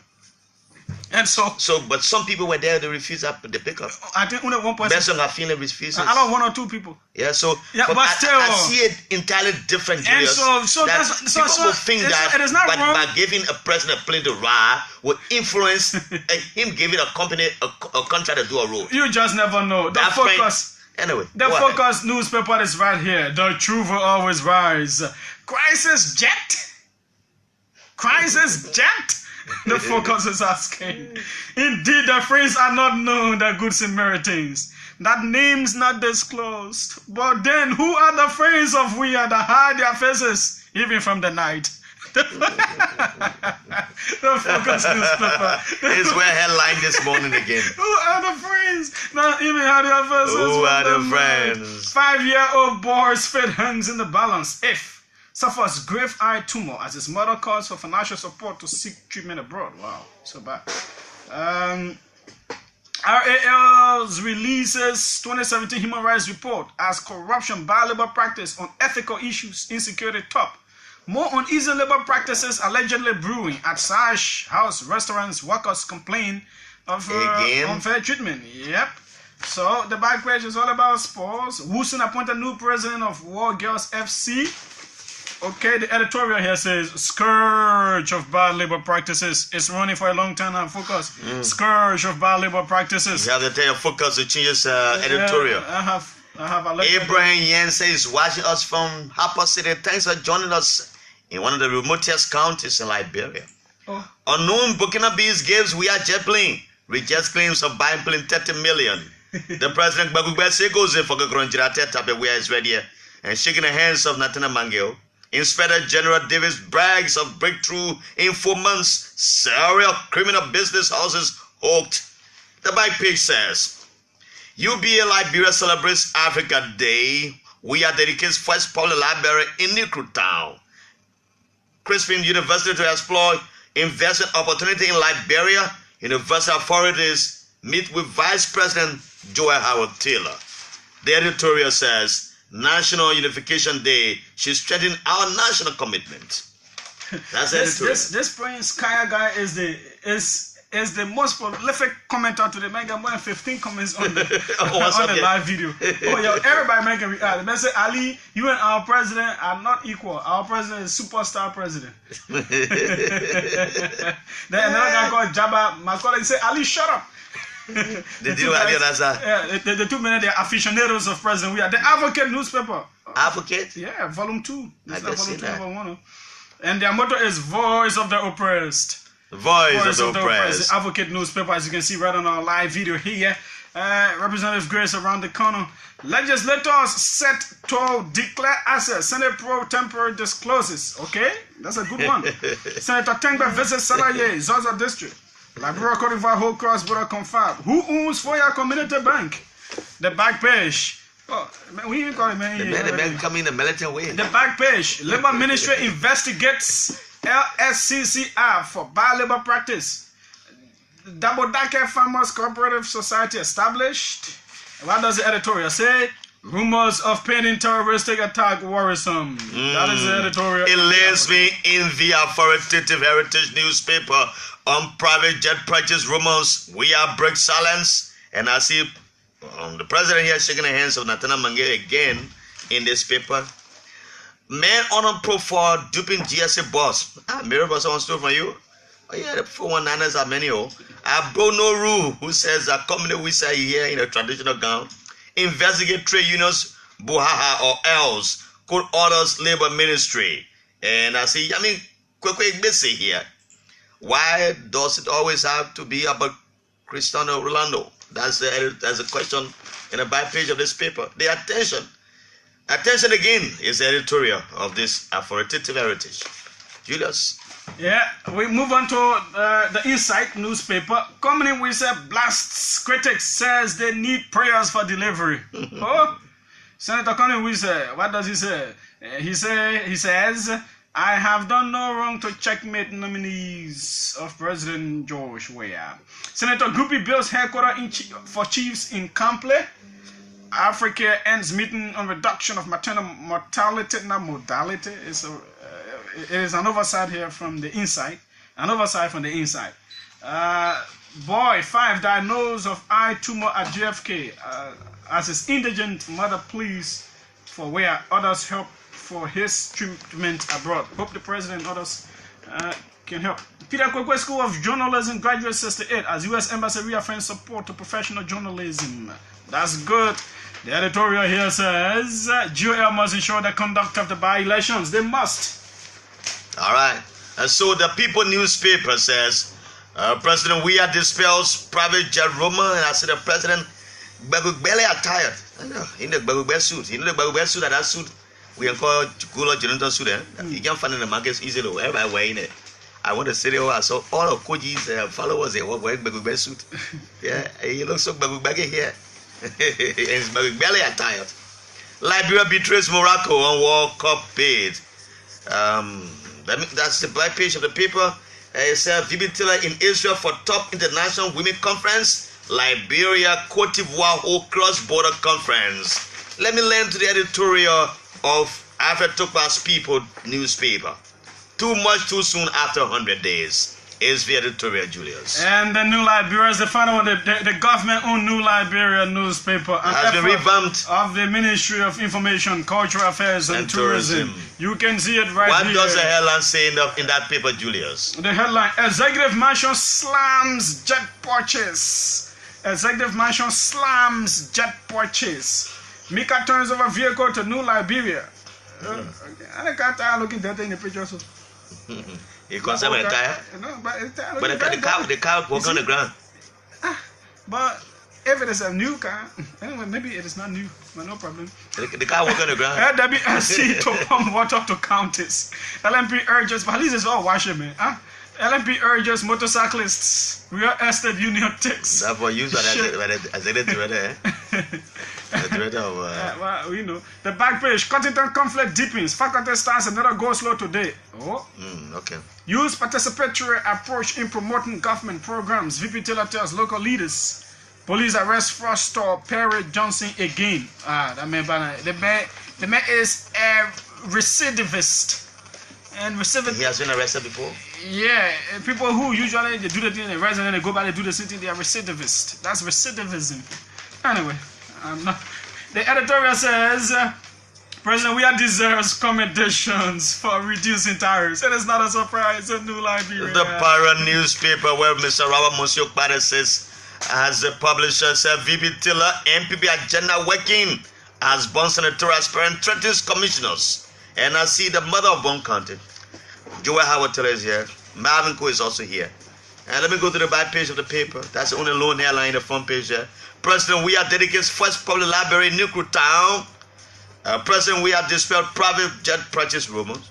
President Weah stripped to France pays dividends. President Weah dedicates a new Maria market.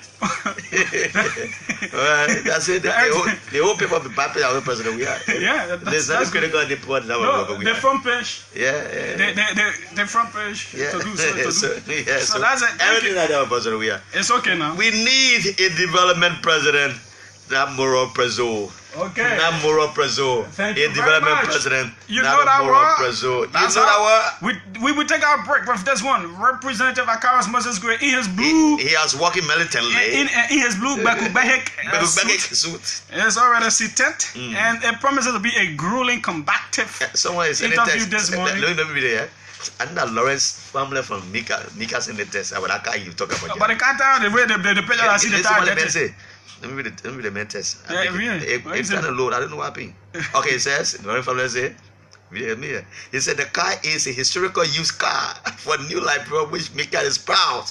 Oh, so it is a used car. Yeah, but he has all watched the tire. Historical used car. No, that's all watched the tire before presenting them. The tire I seen that we had that. They go to that kind of picture the police. Yeah, the tire that. That's all watch it. All I'm saying. But I don't nothing again. Anyway, let's take a break. Constitution of Liberia extract certain issue and bastardizing as such. I consider plagiarism.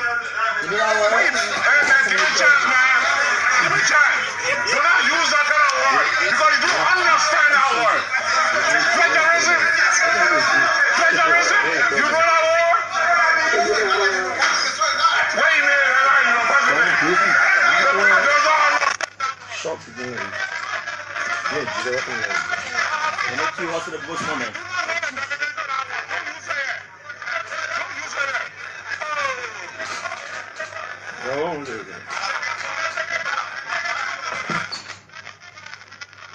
Lost to the people.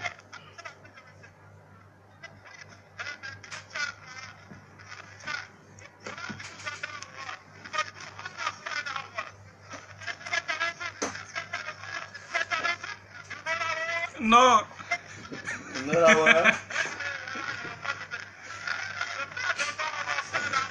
You don't understand that word. And so, the Prince Kaya. What did I do to Prince Kaya, my people? Let me read the text. This one says, "Good morning, Jallah. I'm following a discussion on the AM on this morning show regarding person we asked Jet. Kindly take note that nothing is absolutely free. Please." Okay, I won't call it. Prince Kaya said, if I can open Julius' heart to check in it, I will see opposition in it. Well, anyway, that's how he thinks. That's how he thinks. But you don't know us. So let's go across the table and say good morning, Representative Akaros. Great, welcome. Thank you very much. And as usual, it's a pleasure being here. And when I see, listening to the counter accusations, and you also have been accused that you're a pro-government supporter. Yeah, so that is for you. So that's Jallah, but it's a great thing to be objective and balanced. It's very essential. So we start with cleaning the mess. People are concerned now. Every time you write, you end it with cleaning the mess. What do you mean? What kind of mess are you cleaning? What do you mean by cleaning the mess? The first thing here is that this government inherited a messy economic situation. That's the very first thing. With operational funding of no more than 5 million United States dollars, and civil servant pay is just about a little over $24 million just for civil servant. So how do we clean the mess to meet up with the demand of salary payment? That is cleaning the mess. The educational system, like the former president says, is a mess, and the message system was met. Our desire to ensure that I freed primary, not only primary education, but our public schools, as promised by the president, and be specific, is also cleaning the mess. The dedication of the first public library in Nukutan is also part of cleaning the mess. Our battle to ensure that officials of government are not corrupt. It's also the process of cleaning the mess.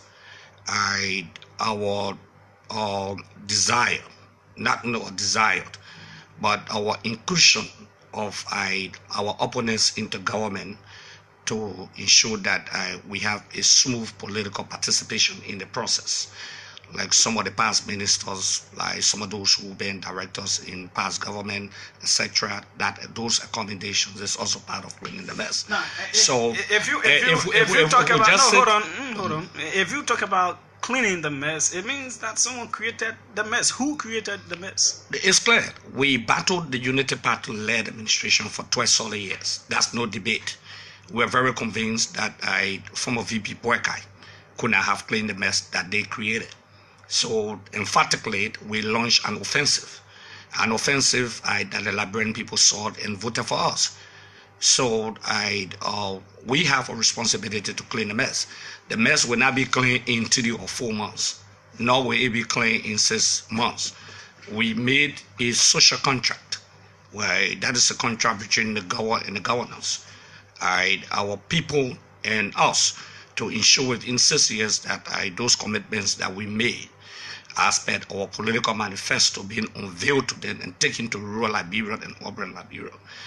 Our duty is to ensure that we execute that within 6 years. So we only gone like 4 months into this system, and people are dangerously making comparative analysis to 12 years that we should clean the mess, and the mess will not just be clean in 1 month time. Let me still take you on this cleaning the mess issue. So if you're aware that the Unity Party government created the mess, which I don't think it is, then why aren't you prosecuting people who may be culpable of creating that mess?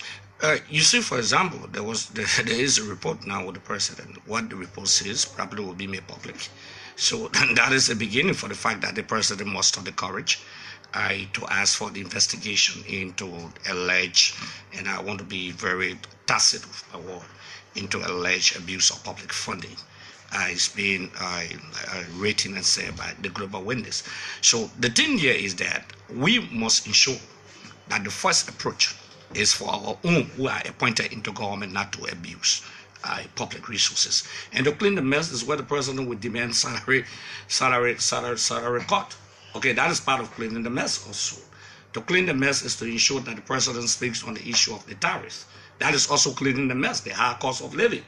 Those are parts of cleaning the mess. And this president has demonstrated to a greater extent that, for example, the people in Gibraltar, that their homes is being renovated, that the road condition, for example, in Doe community is being taken care of, that roads throughout the country, especially on the basis of a manifesto, the coastal highway, etc. But how does that amount to cleaning mess? If you're executing what is your duty or something that was not existing, what makes it messy? The thing here is that when you say something that was not existing, if for example road wasn't there, then the road just wasn't there. That is not mess that you are cleaning. No one created it. Excuse me. It's just that it just wasn't there. Excuse me. To argue that roads have been in some part of the country, but whether those roads are being paved, that's an example, and those roads are messy. Whether you like it or not, vehicles are being spoiled on those roads. So the roads are messy. So our responsibility is to ensure we give the people a smooth road. So that's cleaning the mess. Looking at a messy road where vehicles will get stuck out into the mud for months and years. So that's the thing we're talking about. Now, accident rate is very high. That's cleaning the mess. There are some people who think that you're creating more mess and you are making it messier rather than cleaning the mess because you have increased the wage bill of government. You just complained about lack of finances, right? You just complain about that, but you are increasing the wage bill of government. That's one. You pass a budget that is reportedly not pro-poor. That's making it messier. That's number two. Number three, you have fielded candidates into by-elections. You've complained about money. You could not hold a by-election. You fielded candidates that could lead you into further by-elections. That is making it messier. So what kind of mess are you cleaning? Your first concern about wage bill, taking the wage bill, is unfortunate. Those who are saying that probably they don't live in Liberia. Live in where we call Gowanda land. Gowanda land have been an imaginative land in geography where people believe, in fact, that the continent was one, if you read about the continental drift theory. And probably that they cannot prove that again. So those are people who live in utopia, maybe. Okay, so the wage pay has never been increased. That is fallacious. How? You know, but you tell me how wage pay have been increased. It has moved from around 296 to around 303 million. When you say wage pay increase, is it on the basis of further employment? Is that the argument? Certainly. No. When you talk about an increase in terms of employment, then that's empowerment. That's cleaning the mess to provide job opportunities for people. So we're cleaning the mess because those who didn't have jobs are getting jobs now. That's part of cleaning the mess. So do you want to deprive Liberians of having jobs when we have the opportunity to employ them in the governmental sectors? So that's cleaning the mess. You should be praising us for creating job opportunities for people probably who didn't have jobs before. So that's that argument. That argument is dead in creation and doomed to failure. Okay. So, but you're aware that government cannot employ everybody. The second, I'm also aware of that. That's why we're trying to protect the private sector and attract more investors. When we begin the coastal highway, many persons will be employed. That is part of cleaning the mess, where we'll create job opportunities for both skilled and unskilled laborers. So, cleaning the mess is a holistic stance by this government. Elections. On the pro-poor agenda. The by-elections. You have not talked about that. When you touched a second point before the third. Yeah, okay. The second point was what, in fact, you spoke about the first thing. Yeah, elections was the second point. Yeah, but there will be election. Well, no, there was another point before election. But definitely, you cannot violate the Constitution. People are debating, in fact, that the tariff, the president is calling for some tariff reduction. The president is in violation of the Constitution. Some people are arguing. You're arguing that the president is in violation of the Code of Conduct. Some people are arguing. So someone fundamental right to contest. When it comes to the CDC, then we can violate the Constitution. Nobody can stop someone from contesting. That is constitutional rights. This is so no. When expediency issue. No. When you debate expediency issue on the basis of affecting sedition, that is good. But when you debate expediency issue, for example, when a plane is given to the president for usage, then you say it's a violation of the law. No. I'm just making a comparative analysis. The law is the law. So we are protecting the law and we are protectors of the law. We took a solemn oath to uphold, protect, and defend the Constitution and all other laws of the Republic of Liberia. So you cannot deprive a sedition who want to contest in a by-election and say on the doctrine of expediency. But there were other people as well within your party that could have contested on those tickets. Example?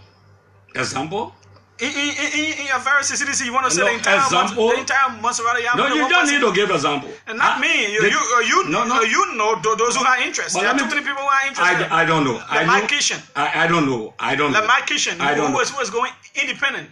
He's a member of the coalition. Let me just say this to you, and I want to be very emphatic. The CDC set up a timetable for primaries. Only 2 persons wrote a communication to the chairman. Representative Gray and Sergio said, I back no other person. Kishan is on no record. Probably he chose to go independent on his own.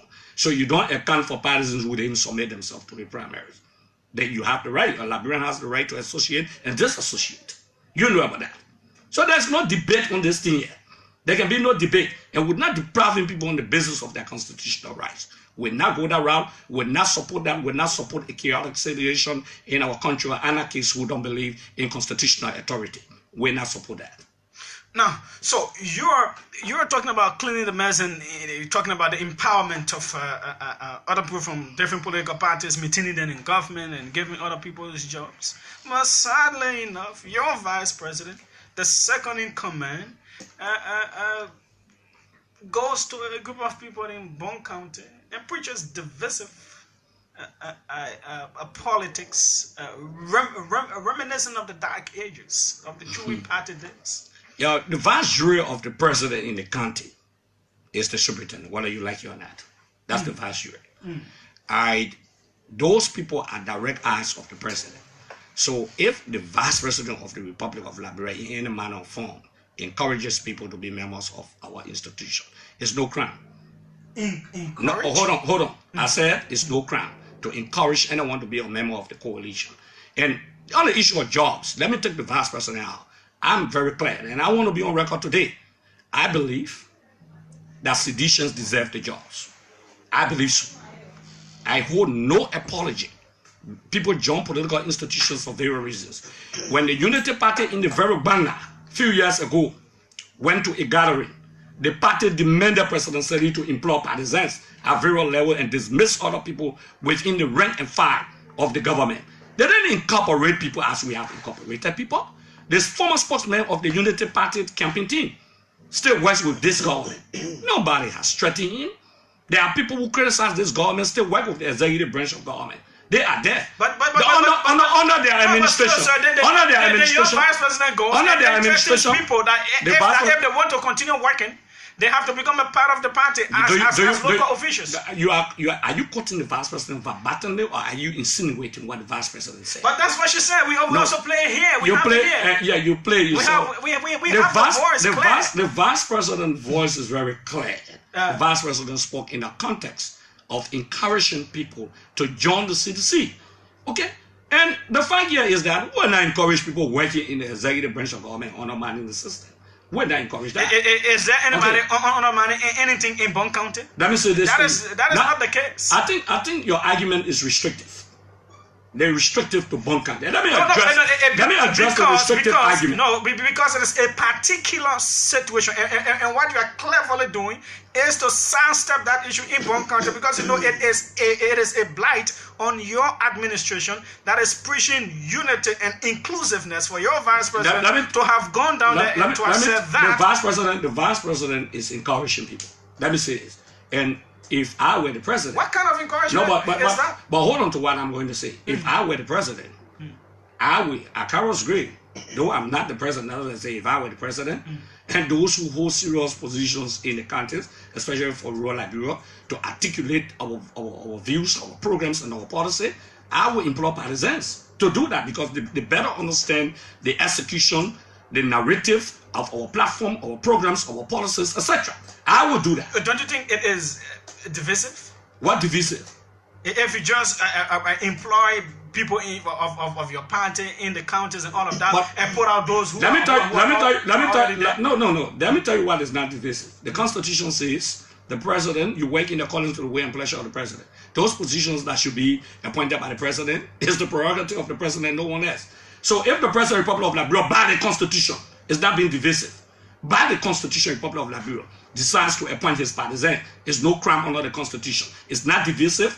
The framework of the Constitution never said that. There's nothing written of such in the Constitution. It says people from all backgrounds should be allowed to work. But people in political parties are from various. No, but people from political parties are from various backgrounds. Various political persuasions. No, let me tell you this. You have a coalition, so people are from different political thoughts under the doctrine of a coalition. But still, under the CDC, the Coalition for Democratic Change. Let me also state to you. Let me also state to you, Judah. Let me also state to you. You're not being real yet, Judah. These are things that you preach against. If the spokesman, let me tell you this: what I preach against. I preach against, and when the current Minister of State was appointed as Assistant Minister, I think at Internal Affairs, I was one of those who asked publicly that he resign, because you can't work in the executive branch of government and at the same time as chairman of the institution and criticize the very executive branch of government. You undermine your independence. That's why I never took a job from the presidential-led administration.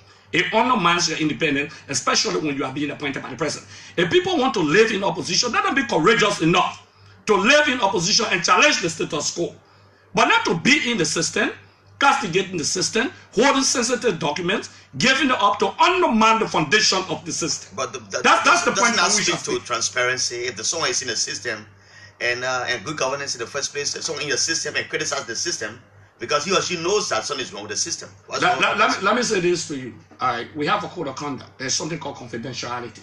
Not every document in government is given out. If you want to be a whistleblower, you mean the former code of conduct? The current was killed. There is a code of. I don't know whether you would describe it, but there is a law. Okay, let's stick in the context of what is the law. Okay, and that particular code of conduct allows for political differences. Excuse me. That address the issues. I know exactly. That address the issues one at a time, because I presided over the passage of the code of conduct. Yeah, certainly. You are talking to somebody who presided, who read through the entire code of conduct, who understands the spirit and intent of the code of conduct very clear. There is something called confidentiality in every government, whether you like it or not. In every arrangement, you know that. Even at your radio station, there is something called confidentiality. You want to be a whistleblower? It's no crime. Go under the doctrine of being a whistleblower. Clear cut. But I will say to you, and I will repeat here, that our government, since 1847, 1848 inauguration, no government has incorporated the opposition as we have done in this government. Akaros, what is the stats that you can give to that? I really don't want to believe that. Let me tell you. I know that Ellen Johnson, let me say this to you. They're quite well in incorporating people from diverse backgrounds. No, let me say this to you. I want to be very emphatic. We inherited about 5 ministers, all including directors, from the past administration. We inherited that. Very clear. The current spokesman of the Unity Party campaign team, we didn't dismiss the spokesperson. He's there. Most of these guys, right? No. Most of these guys, contract. Most of these guys. Let me say this to you. But under the contract, again, excuse me. All right, even if the civil servants, because 99.9% of the civil servants still exist. When they took power, they resized and downsized and recruited members of their political institution as civil servants. Okay, you know the record. Okay. We have not done that. They resized and downsized. Okay, they resized and downsized and brought zero partisans who mess up the system in this country. That's not what the record says. What record? Ellen Johnson Sullivan is not on record for employing a whole lot of Unity partisans as the CDC has done. You have most of your partisans. It's unfortunate. Oh yes, that's it. It's unfortunate. It's unfortunate. At appointed level positions, those were not seditions. How many seditions were being employed? No, I am saying. No. Hold on, sir. I am the host here. So, but those are supporters of the Unity Party. I am the host, and so I can tell you what to do. So you can tell me what to do, but you cannot tell me. You can't tell me what to say. No, I can't tell you what to say. No. You cannot be a dictator here today. No, I can tell you what to do. No, you can ask a question and I respond to the question. So the first concern you raised, Judah, here is that. How many of the oppositions were being appointed when President Stanley were inaugurated in 2006? I am saying that those are partisans or supporters of the Unity Party. That this CDC-led government has employed most of its partisans in its first employment cycle. Then Ellen Johnson Sirleaf did to her partisans. Unfactual. But that's the fact. Unfactual. How many ministries do we have? How many? Look at the ministerial level. How many of them didn't work with presidential government who brought them on?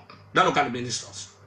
Then look at directors level. But you also brought in people that were never part of a Let's be realistic. I'm just telling you, for example, the Moral Transit Authority, we have one person there and no one else. Our former chairman Bangadiko was employed as assistant minister when we had expelled from the party. Who did you have in the first government from CDC as a single minister? I'm coming to this, Akaros. The opposition voice is getting louder on the daily basis. No, before that, there was a third point, Jallah. Let me just address that point, and then the issue of the budget, the CPA analysis, that it is not really pro-poor as you are articulating. I mean, when you say it's not pro-poor, you got to give me examples. They are thinking it is more about empowering government officials, giving a whole lot of money to the executive branch, giving a whole lot of money to the NSA. I actually ordered the country when I listened to the analysis. The first thing, let me be blunt, those are job seekers. Behind the scene, they come and ask for jobs.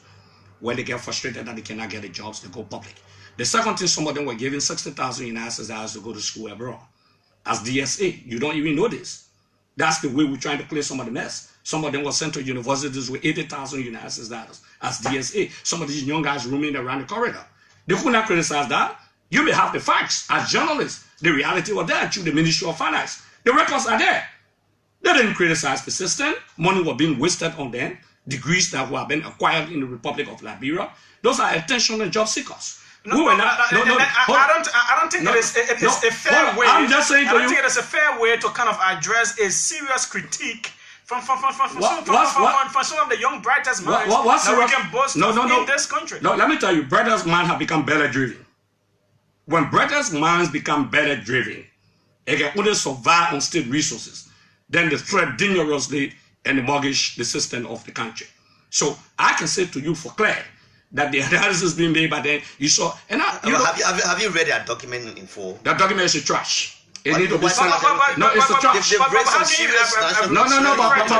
No, hold on. It's a trash. It needs to be sent into the dustbin. We're not dignified. We'll pass the budget. I can tell you we'll pass the budget. We're leading the campaign to vote for the passage of the budget. You pass as it is? We're making analysis of the budget. There's public hearing ongoing by the National Institute. Don't you think it would be prudent to even invite these guys to give the expert opinions right before the legislature? What aspect? When they have budget shortfall for all the years, you talk about experts?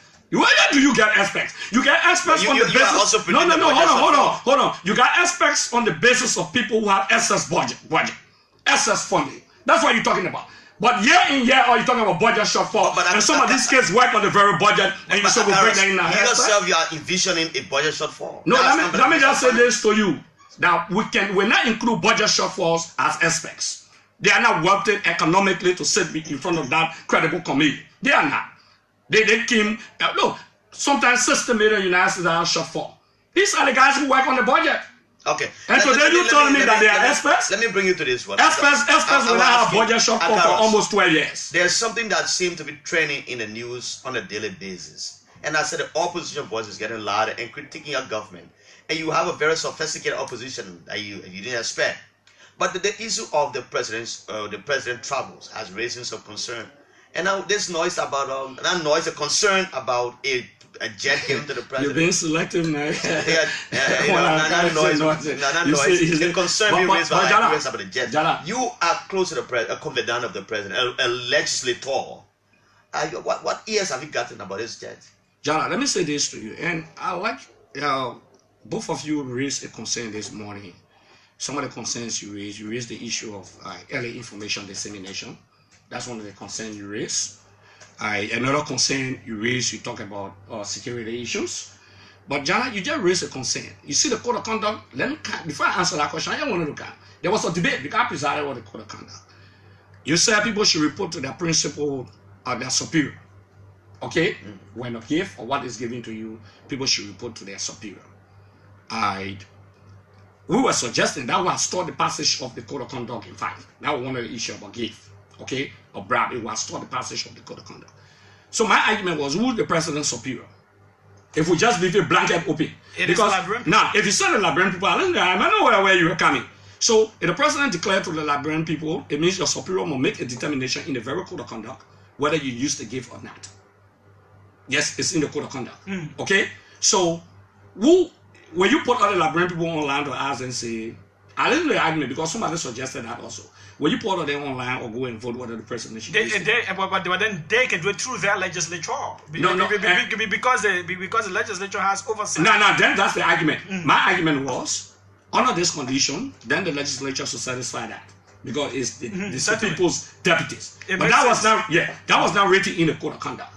But the issue here is that the president has no superior to report to, just by the code of conduct. So that's the loophole in the code of conduct. The second point here is this. Now look, people talking about give. General, you raise an issue. If I offer you my vehicle every morning to bring you to this station, or to take you to work, it's an offer. That offer is not a gift. The gift we're talking about is a gift intended to take and keep.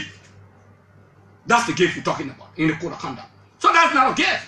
It's an offer. If somebody raised an issue, Gaddafi or Burkina Faso offer our president a flight. That's an offer. Was it a gift? That was a president to a president. That's the question. A private individual. That's the question I wanted to answer. We are talking about a private individual who is involved in construction activities and who is a manager of that company. Do you know about the Libyan holding company in Liberia? Do you know the Libyan government are investing in Liberia? Are you cognizant of that? Yeah. The current bailing news by the UN. You know, Libyan government should have a share in Albania. Whatsoever that is generated, they should get a percentage. So when you talk about government to government, also government can invest in other countries. So there's no big difference between the private man offering a plane and the government man offering a plane. And for example, if Nigeria needs oil from Liberia, or Ghana needs oil from Liberia or gas, okay? So I mean, the business is the same business. But I'm just saying to you that an offer necessarily does not mean it's a gift. But sir, wouldn't it be better for the president to have just said that this is what has happened, rather than people starting to ask questions before he coming let me say with clarification that still needs more clarification? I think we should applaud the president. This is the first time in the history of the country. Applaud the president for what? Listening and listening well. That the president didn't ask the information minister to speak on it. He didn't ask one of the deputies to speak on it. The president said, yes, my friend offered me, and the president was bold enough to say that. Other people will beat around the bush. The president was very clear. So you must applaud the president for the fact that it came from the horse's mouth. That the president says an offer. That's not a gift. It's not a gift today under the code of conduct. It's not a gift tomorrow under the code of conduct. The president violated no provision of the code of conduct of the Republic of Liberia and no law of the Republic of Liberia. And interestingly, that's why when somebody say be using my plane, maybe until you can get your own, they say that gift. You should be happy because you raise the issue of security. If the president is on a flight, for example, a public flight, commercial flight, terrorism, for example, is an issue of security. The president's security doesn't take full responsibility or charge of a commercial flight. You know about that. A private jet, the security can make analysis on the private jet. You're talking about safety? So if you push the doctrine of safety of the president and national security, then the president deserves a private jet. If that's the argument. The two schools of thought. One is saying the president can ride commercial jets. The president's security does not take full charge of that commercial jet. So you're talking about national security. So you're even encouraging that the president should buy a plane, which the president is saying it would be wasteful for me to take $30 million in this harsh economic situation where I want the ordinary masses to benefit, for example, for reduction in tariff, to go and buy it. Because the first argument was that the president brought a plane for $30 million United States. That's the first argument. So you agree now the plane is not bought by the president. That's the first thing we dismantle. No, we have never said that the country bought. No. There were reports. No. So we killed that, we dismantled that. Then they're looking for violation of the code of conduct. Hold on, let me ask you a question. Now that we have destroyed the issue of violation, there's no violation of gift in terms of the code of conduct. They're running to security of the president. Are you more concerned about security of the president than those who elected him? Are you more concerned about security of the president than those who are running? Are you more concerned about security of the president than the president himself? So why are you people dangling? Those who are concerned about the safety of the president, they were also elected of the president. Why are you dangling around? We killed the issue of purchasing a plane of $30 million. We dismantled the issue of a gift. We say it's an offer. Now you're running to security and trivial matter, and you're not discussing a public library that will benefit hundreds of thousands of students in the nuclear town belt. Hold on. You're not discussing that. Let me hold you right there, BB, because this is an accountability. But you're not discussing that. No, hold on, sir. Education is an issue that we must discuss. Certainly, we've talked about education. But prioritizing trivial matter. No, this is not trivial. The reason it's not trivial is because I'm imagining that Ellen Johnson Sirleaf is the president of Liberia, and a private individual in the same case from Burkina Faso who is a building mongo offers a plane to Ellen to be used, whose terms and conditions that you do not do, and you are a lawmaker. You have been very vocal. One of the reasons that people think you... I'm still vocal. No, one of the reasons that people think you are now compromised is because it is your party that has the presidency. So the way you should have taken on the presidency, you certainly cannot do that. Let me just handle this issue. I'm intrigued part of the creation of this government. This government is on course. I'm under obligation by the fact that this government, I brought this government into power. This government is on course. Okay, many of us fought for this government, and we are doing our best just in 3 months. I'm under obligation to uphold, protect, and defend the government. Make no mistake, I'm now opposition. Certainly. My duty now is to hit at the opposition, dismantle their thoughts, and I'm performing my job pretty well. And you told me I must speak for the opposition. If they cannot perform their task, they must perform their task. And what I'm saying to you is you will not have been reticent where President Sirleaf they want to have done this. I would have been. You wouldn't. I would have been. You would have taken let me just say this. I would have been. I have a job to perform. When I was in opposition, I execute my tasks with perfection. And now we have a government in place. Now that I'm in the government, I'm executing my tasks. So nobody should say Representative Gray should come and speak for the opposition. Don't speak for yourself. Say that 12 years and maybe 24 years and maybe 36 years. Yeah, say that. You want to rebrand the oligarchy? When you say rebrand the oligarchy after 12 years, Ambassador Weah is out. That's the Constitution says that. He goes to election and win again. We're very optimistic. So after that again, the CDC will produce candidates in the process. We're not talking about amending the Constitution. We're talking about following the constitutional democratic arrangement. We move on. We will beat them. We took them in 15 countries and defeated them in 14.5. Okay? We took them. They could not even win a single country properly. And then you talk. That's a very powerful government, loved by the people. Issues on Capitol Hill. And we're taking development down to the people. Issues on Capitol Hill. War Crimes Court. Where are you standing? Okay. There is a petition right before the legislature. You asked me. It's already in committee room. Let me just say this to you. I have been a supporter of the War Crimes Court. I want to be on record on this. And you're still a supporter? No, let me be on record. Let me go further on this. Go further. I have been a clear-cut supporter. In fact, the Forum for the Establishment of War Crimes Court, me, a few people, including the boy Gajariba, who is in opposition today, they were all part of it. Okay? And in fact, the first political statement written officially, I wrote that political statement. The way people are proceeding with the War Crime Code as if to say they are opposition to the system or to the government. And you see, the way they are proceeding, they may not succeed. You go to a legislature. They may not succeed. Yeah, I said the way they are proceeding. Okay? I believe you need independent-minded people, especially the guys on the ground, the way they are proceeding. You need independent-minded people to appear not to have a sinister motive on that. Okay? But the issue of War Crimes Code, and I wonder, when you and we call for the War Crimes Code in terms of national security, you are concerned about national security. People are now concerned about national security, whether we have the capacity.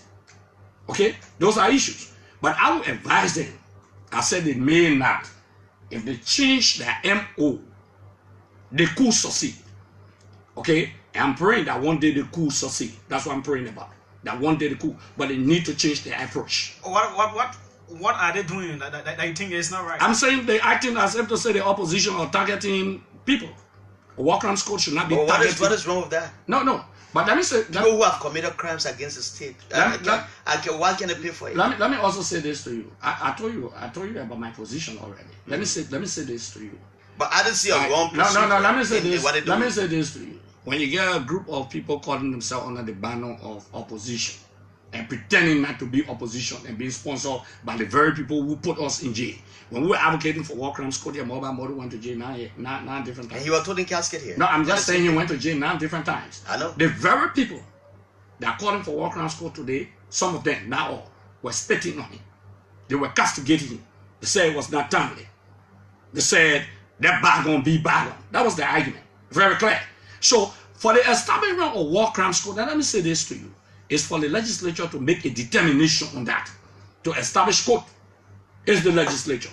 So they don't keep asking the legislature. And so they are bringing a petition that's for your approach. My understanding, you are supposed to be helping them. No, I wasn't. No, in the process. No, I'm not to help them. Let them help themselves. What do you mean? Let me say this. Let me say this. Let me repeat. You know, I don't mix my words. Let me repeat.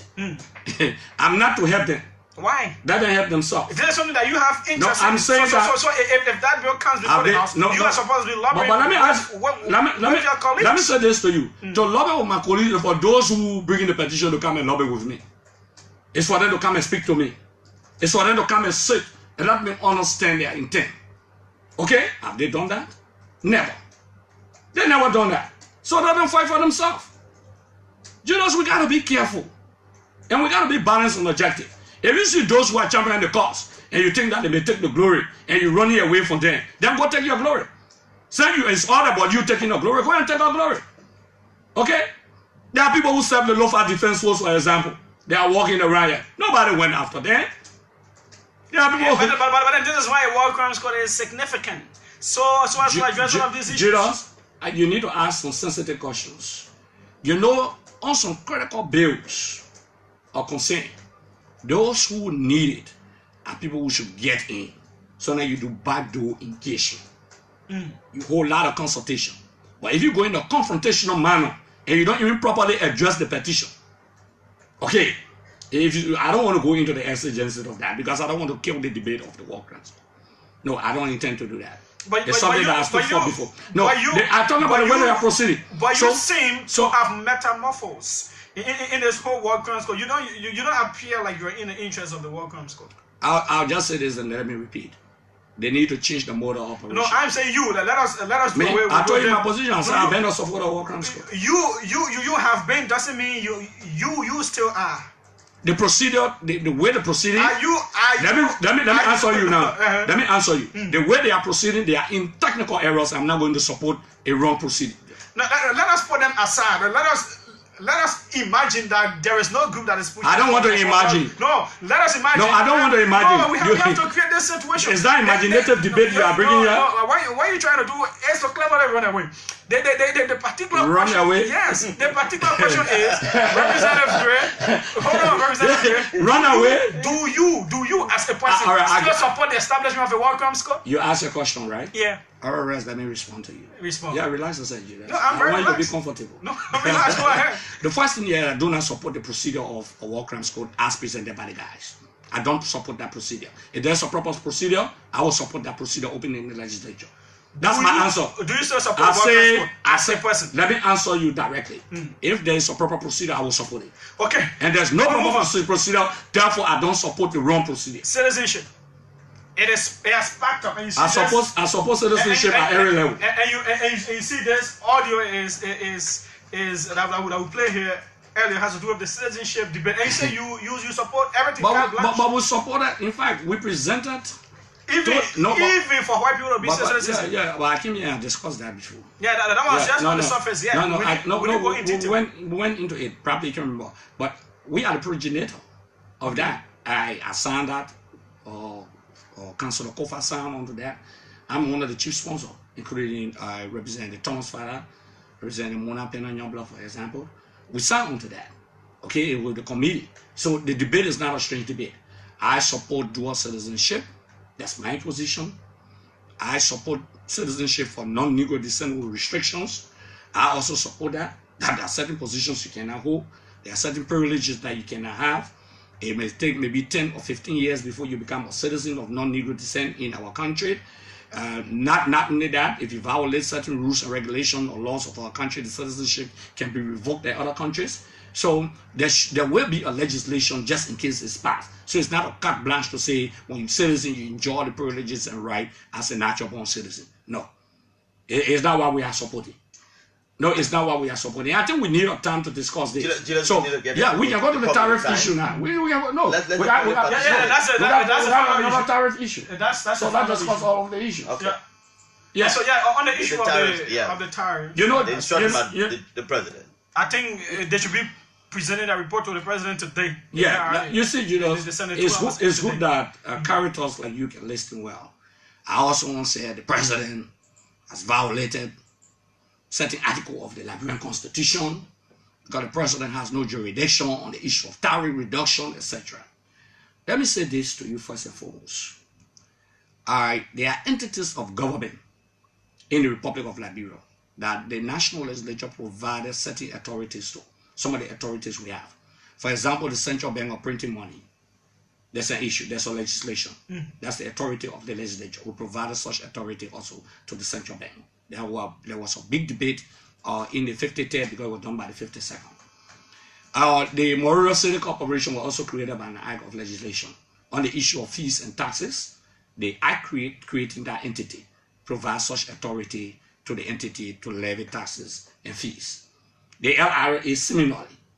There are certain tariffs in terms of taxes that are legislated. Take for example, the issue of pig feed, for example, the increase in terms of the tariff. The issue of chicken feed, for example, and other fees at the various posts of Monrovia. That was done through the LRA, okay, which they have that authority. So the LRA authority works for the president. So the president can ask that, look, those ones that were not legislated and you increase fees on, that is on the tariff. I ask that you submit a document to me and I want to reduce. Because you work for the president. The president must work for the people. Okay? So there is no legislation that say that the tariff on pig feed, for example, have been taken from maybe 1% to maybe 16%. There's no legislation. So people are misquoting. People tend to read the Constitution, but they're not properly reading the Constitution because these authorities have been given to certain authority, certain agencies or entities by the very legislature itself. So the president is in no violation. Interestingly, the president didn't just say there should be a reduction. The president also said, make a report to me. So the LRA will say, for example, on the issue of telecommunication, maybe there is 1 cent taxation by the legislature. So that which you have to go to the legislature to repeal or reduce. Okay. So usually under that doctrine, what the president does is that the president submit a communication to the legislature, and the legislature will look at that and maybe agree or disagree or add or subtract. So, for example, you're talking about the APM terminal. You're talking about other areas. They tell the people, say, okay, maybe 4 days clear your goods, and the people will have to take the 12 days to clear the goods. The fees are being, and the president is saying, reduce it. And the president, interestingly, you'll be shocked. The president is saying, instead of us going after these petty traders and making life difficult for them, there are companies in this country that owe the government millions of dollars, or hundreds of millions of dollars. The LRA must go after them to get the money from them. That's one of the reasons you find the president say, let us review the concession agreement and make a report to my office whether these people are implementing these agreements. Those are some of the issues. You will be shocked that a company owed the Liberian government like $140 million. The government demanded that, look, we need money, you need to pay the money. The company now has agreed, say, okay, we'll pay $40 million. These are the people the LRA should go after. Thank you. So the president is saying the petty traders should not be abused. Thank you. That's what the president is saying. And these petty traders will be jubilating while those bourgeoisie who squander government resources for 12 years will still be crying and crying, baby. Thank you very much. It's squander, but yet you are yet to prosecute. Yeah, you're not going after them. So you should not be saying that you have the authority to go after them. Politics is timing. We are concentrating on the welfare of the people now immediately. That's what we are concentrating on. And our business people, the ordinary masses will celebrate. They will celebrate because of this president. Thank you very much. His name is Representative Akara. But you didn't talk about the library. Which one? For education. But we had a thing. No. But you had a job issue in your news. No, you had a job issue in your news. We can choose. No, my man. Mama, talk about education. Thank you very much. We can choose. Judah, I swear the beginner say bias of them too, man. You and Jallah. No problem. That's how it is. 080939395 700-995 are the numbers to call. Whew. And it will be true to the OK Money Rush Hour. The entire Unity Party in disarray as I speak to you. They are monitoring the hell. Let's take it. Good morning. You go bring trash, you say you expert budget shop. Good morning, how are you? Good morning. Welcome. Good morning. Yeah, good morning. Good morning, Nigeria. Good morning, sir. Good morning, Honorable. Good morning. Yeah, this is Joe William Yantis. Julius, you functioned as Honorable Akara did with the questions, and he just answered all around. Look, Honorable Bay, you guys were in opposition, and you guys voiced a very, very tough. Now, we need to do the honorable thing. When people are crying, there are not an increasement in the commodities in our society. But what we're doing? You guys have not done nothing yet. We talk about tariff reduction, you see, Julius. We talk about tariff reduction, then you say... You just said it. When that tax reduction is someone, that tariff you are talking about. Thank you very much. Let's take someone else. Good morning, welcome. Good morning. Clark Edward Tume of the Liberty Party, welcome. It's a pleasure. I listened to Representative Gray on the issue of the statement attributed to E.P. Taylor. I think his response so far sounds very appalling and profoundly malicious. Mr. Gray must understand that what we have in Liberia now is a CDC-led government and not a CDC-owned Liberia. You can't go about threatening your own people, coercing them to join your party as a basis for empowering them. Right now, we have a situation where ECOWAS has even warned the government about attempting to accommodate every young person in public service. That young people they're talking about, they're not the people from Liberty Party or Unity Party. They are talking about petitions. We know, you see the letters that are circulating at nearly all government institutions. There's a social contract theory that underpins democratic governance. That theory says that when you win an election and you become the leader of the people, you should not see your people based on partisan lines. You are obligated to all of the citizens. Mr. President said a couple of months ago he wants decisions against alienating, he took an exact word, against alienating all Liberians on the basis of political alignment. So what is happening now? Liberians have been sufficiently alienated, and they're coming to the second most powerful president in the country. Thank you very much, Clark. Let's hold you there. Good morning, welcome. Before we leave, I want to talk about the jet, the presidential jet, the private jet. Well, 1 minute for everybody. Why you get the band social distanciation? Why you call it illegal? Law is pushing it. What it does is that it softens the stance of a leader. My opinion, talking about law, you talk about illegal. The man who reported this place to the president has a bad history. I was just reading about him this morning. Your former chairman worked with the government and you talk about illegal. Thank you very much. Let's take this one. Good morning, welcome. I know where the ball coming from, sir. Good morning. We lost that caller. Let's take this one here. Good morning, welcome. Good morning, go ahead, let's hear you. Who? This is Samuka Dugle. Okay, go ahead, Mr. Dugle from Power TV. Samuka Dugle. I speak as a Liberian citizen. Okay. I want to, my concern has to do with two issues. One, that has to do with when Honorable Gray said the president did not order his minister to speak or David, but the Minister of Information spoke about the plane. He said that the plane was a gift given to the president by his friend. Yeah, and two, he talked about budget shuffle and so on. He referred to the past officials for the Ministry of Finance as people who are not credible to face to participate in the budget hearing. But you have the minister now, the current Minister of Finance who serve as consultant at the Ministry of Finance, and the government has serious budget shuffle every year. So it means that the current Minister of Finance also contributed toward the shuffle budget. Thank you. Let's take this overseas person. Hold on. All right. Good morning. Welcome. Good morning. This is Richard. I'm calling from Norway. You calling from where? From Norway. Okay, go ahead. Let's hear you. Yeah, I would just like to say more to you, J&J, and to the Honorable Akaris Gray. I think you have spoken extremely well, especially defending the people agenda of this government. But I would just like to react to what you just said with respect to the government, to respect to LRA running after those who are owning the government. I think that is the right step. Leave the petty businessmen and go after those corporates that own the Nigerian government. Thank you very much. Let's take the deputy director from one of the deputy directors at the GSA, Idris Bility. Welcome. Thank you very much, Julius. Let me say thank you to the honorable lawmaker in office. I, as a businessman, I understand the role of the president when it comes to the reduction of tariffs, and I know how even the Minister of Finance has the authority. Back in the days of Madam Salim, Minister Amara Cornell ordered the reintroduction of the penalty and taxes on the Eagle. That is a law that existed long before Madam Salim's administration, but then it was suspended. Okay. When the minister saw that it could not meet up with this budget shortfall, they decided to reinstitute the tax.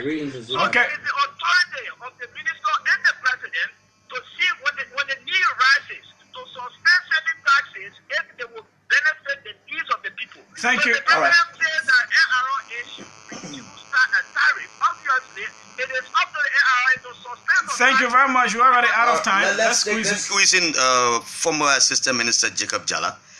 He has interest in the discussion. Let's take him quickly. And good morning, Jacob.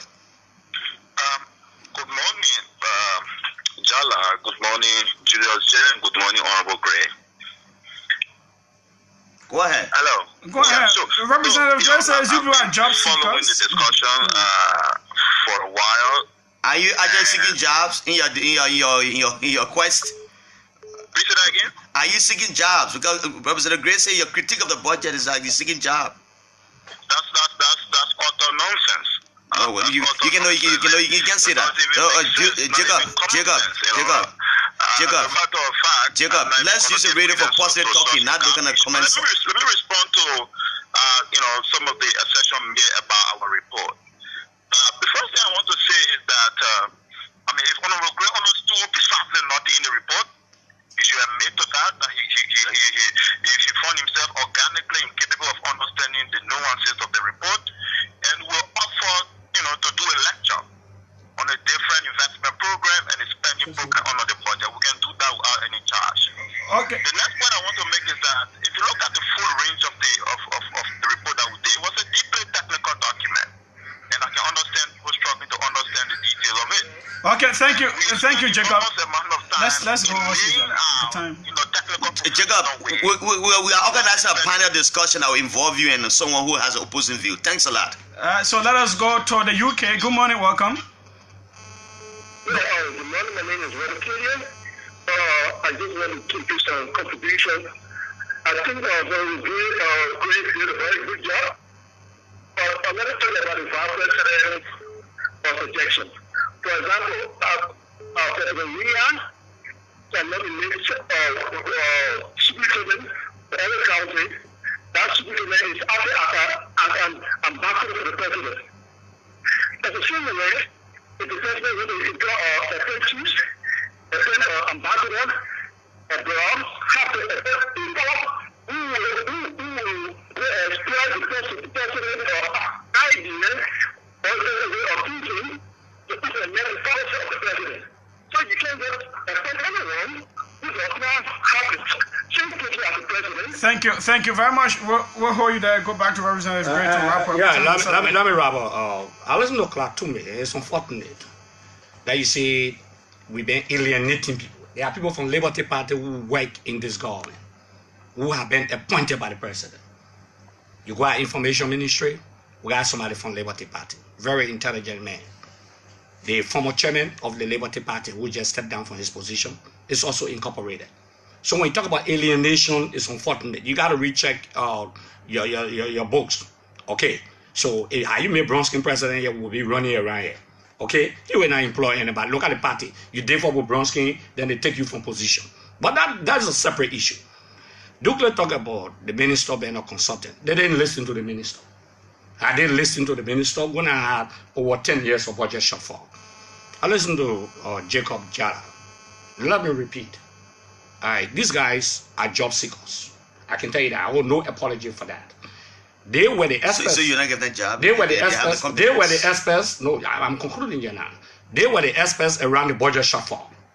Those were these young guys. Jacob Alun were given like $80,000 United States as DSA to go to school abroad. They labor, you see so. $80,000 United States dollars. What's the fight? From finance ministry. You are fighting that? No, I'm just saying this for you. Some of the kids were given $60,000 United States. They abuse public resources. They cannot get it done from this government. Human resource development. Why you call human resource development when you had an MBA right at the University of Liberia? Why are you talking about JALLAH? You know, 80,000 United States. Do you know how many students were being educated through the University of Liberia, or 50,000 as DSA? Let me just add this thing. People who don't have the expertise, they advise the past government or budget shortfall for 11 years and talking about with experts that share nonsense or what. Let me tell you this: we're not going to get credence for these kids. They're not going to appear before. They are not going to appear before the legislature. We're not going to get. These are accomplished men. These are accomplished failures who ill-advised the past administration on the dodging of budget shortfall, and people inherit that name today as budget shortfall. Okay, let me just give you this question quickly. For somebody, Julius, I'm also being wish hunted as deputy spokesperson of UP. I'm an employee of LPRC, but currently on studies in the UK. I'm almost concluding, but the last this study they say wish hunted. Where America say wish hunted? Being given a cent and my name has been taken off the payroll. You where America say wish hunted? No, there is a contract. Your government they may not even sign contract to cancel the government. That brother Janiba running around your government saying to school. You serve in the government. That Jacob Jala government saying to school. They don't have contract. They brought running while around here. But listen to this. I don't even want to listen to that guy from America. No, the man's not from America. Who waits on you? You say in UK. Who waits on you? There is a contract. You said that boy alone got more than 30,000 United States. There is a contract that binds LPRC to provide my monthly salary to be used for accommodation and others to pay my fees. That's a must wear. So why? The man been out of the country for almost 2 years. He's studying. You want study? Can't study here. You're talking about Emma. They don't get a job on necessary money. You are deputy minister. No, you are deputy minister.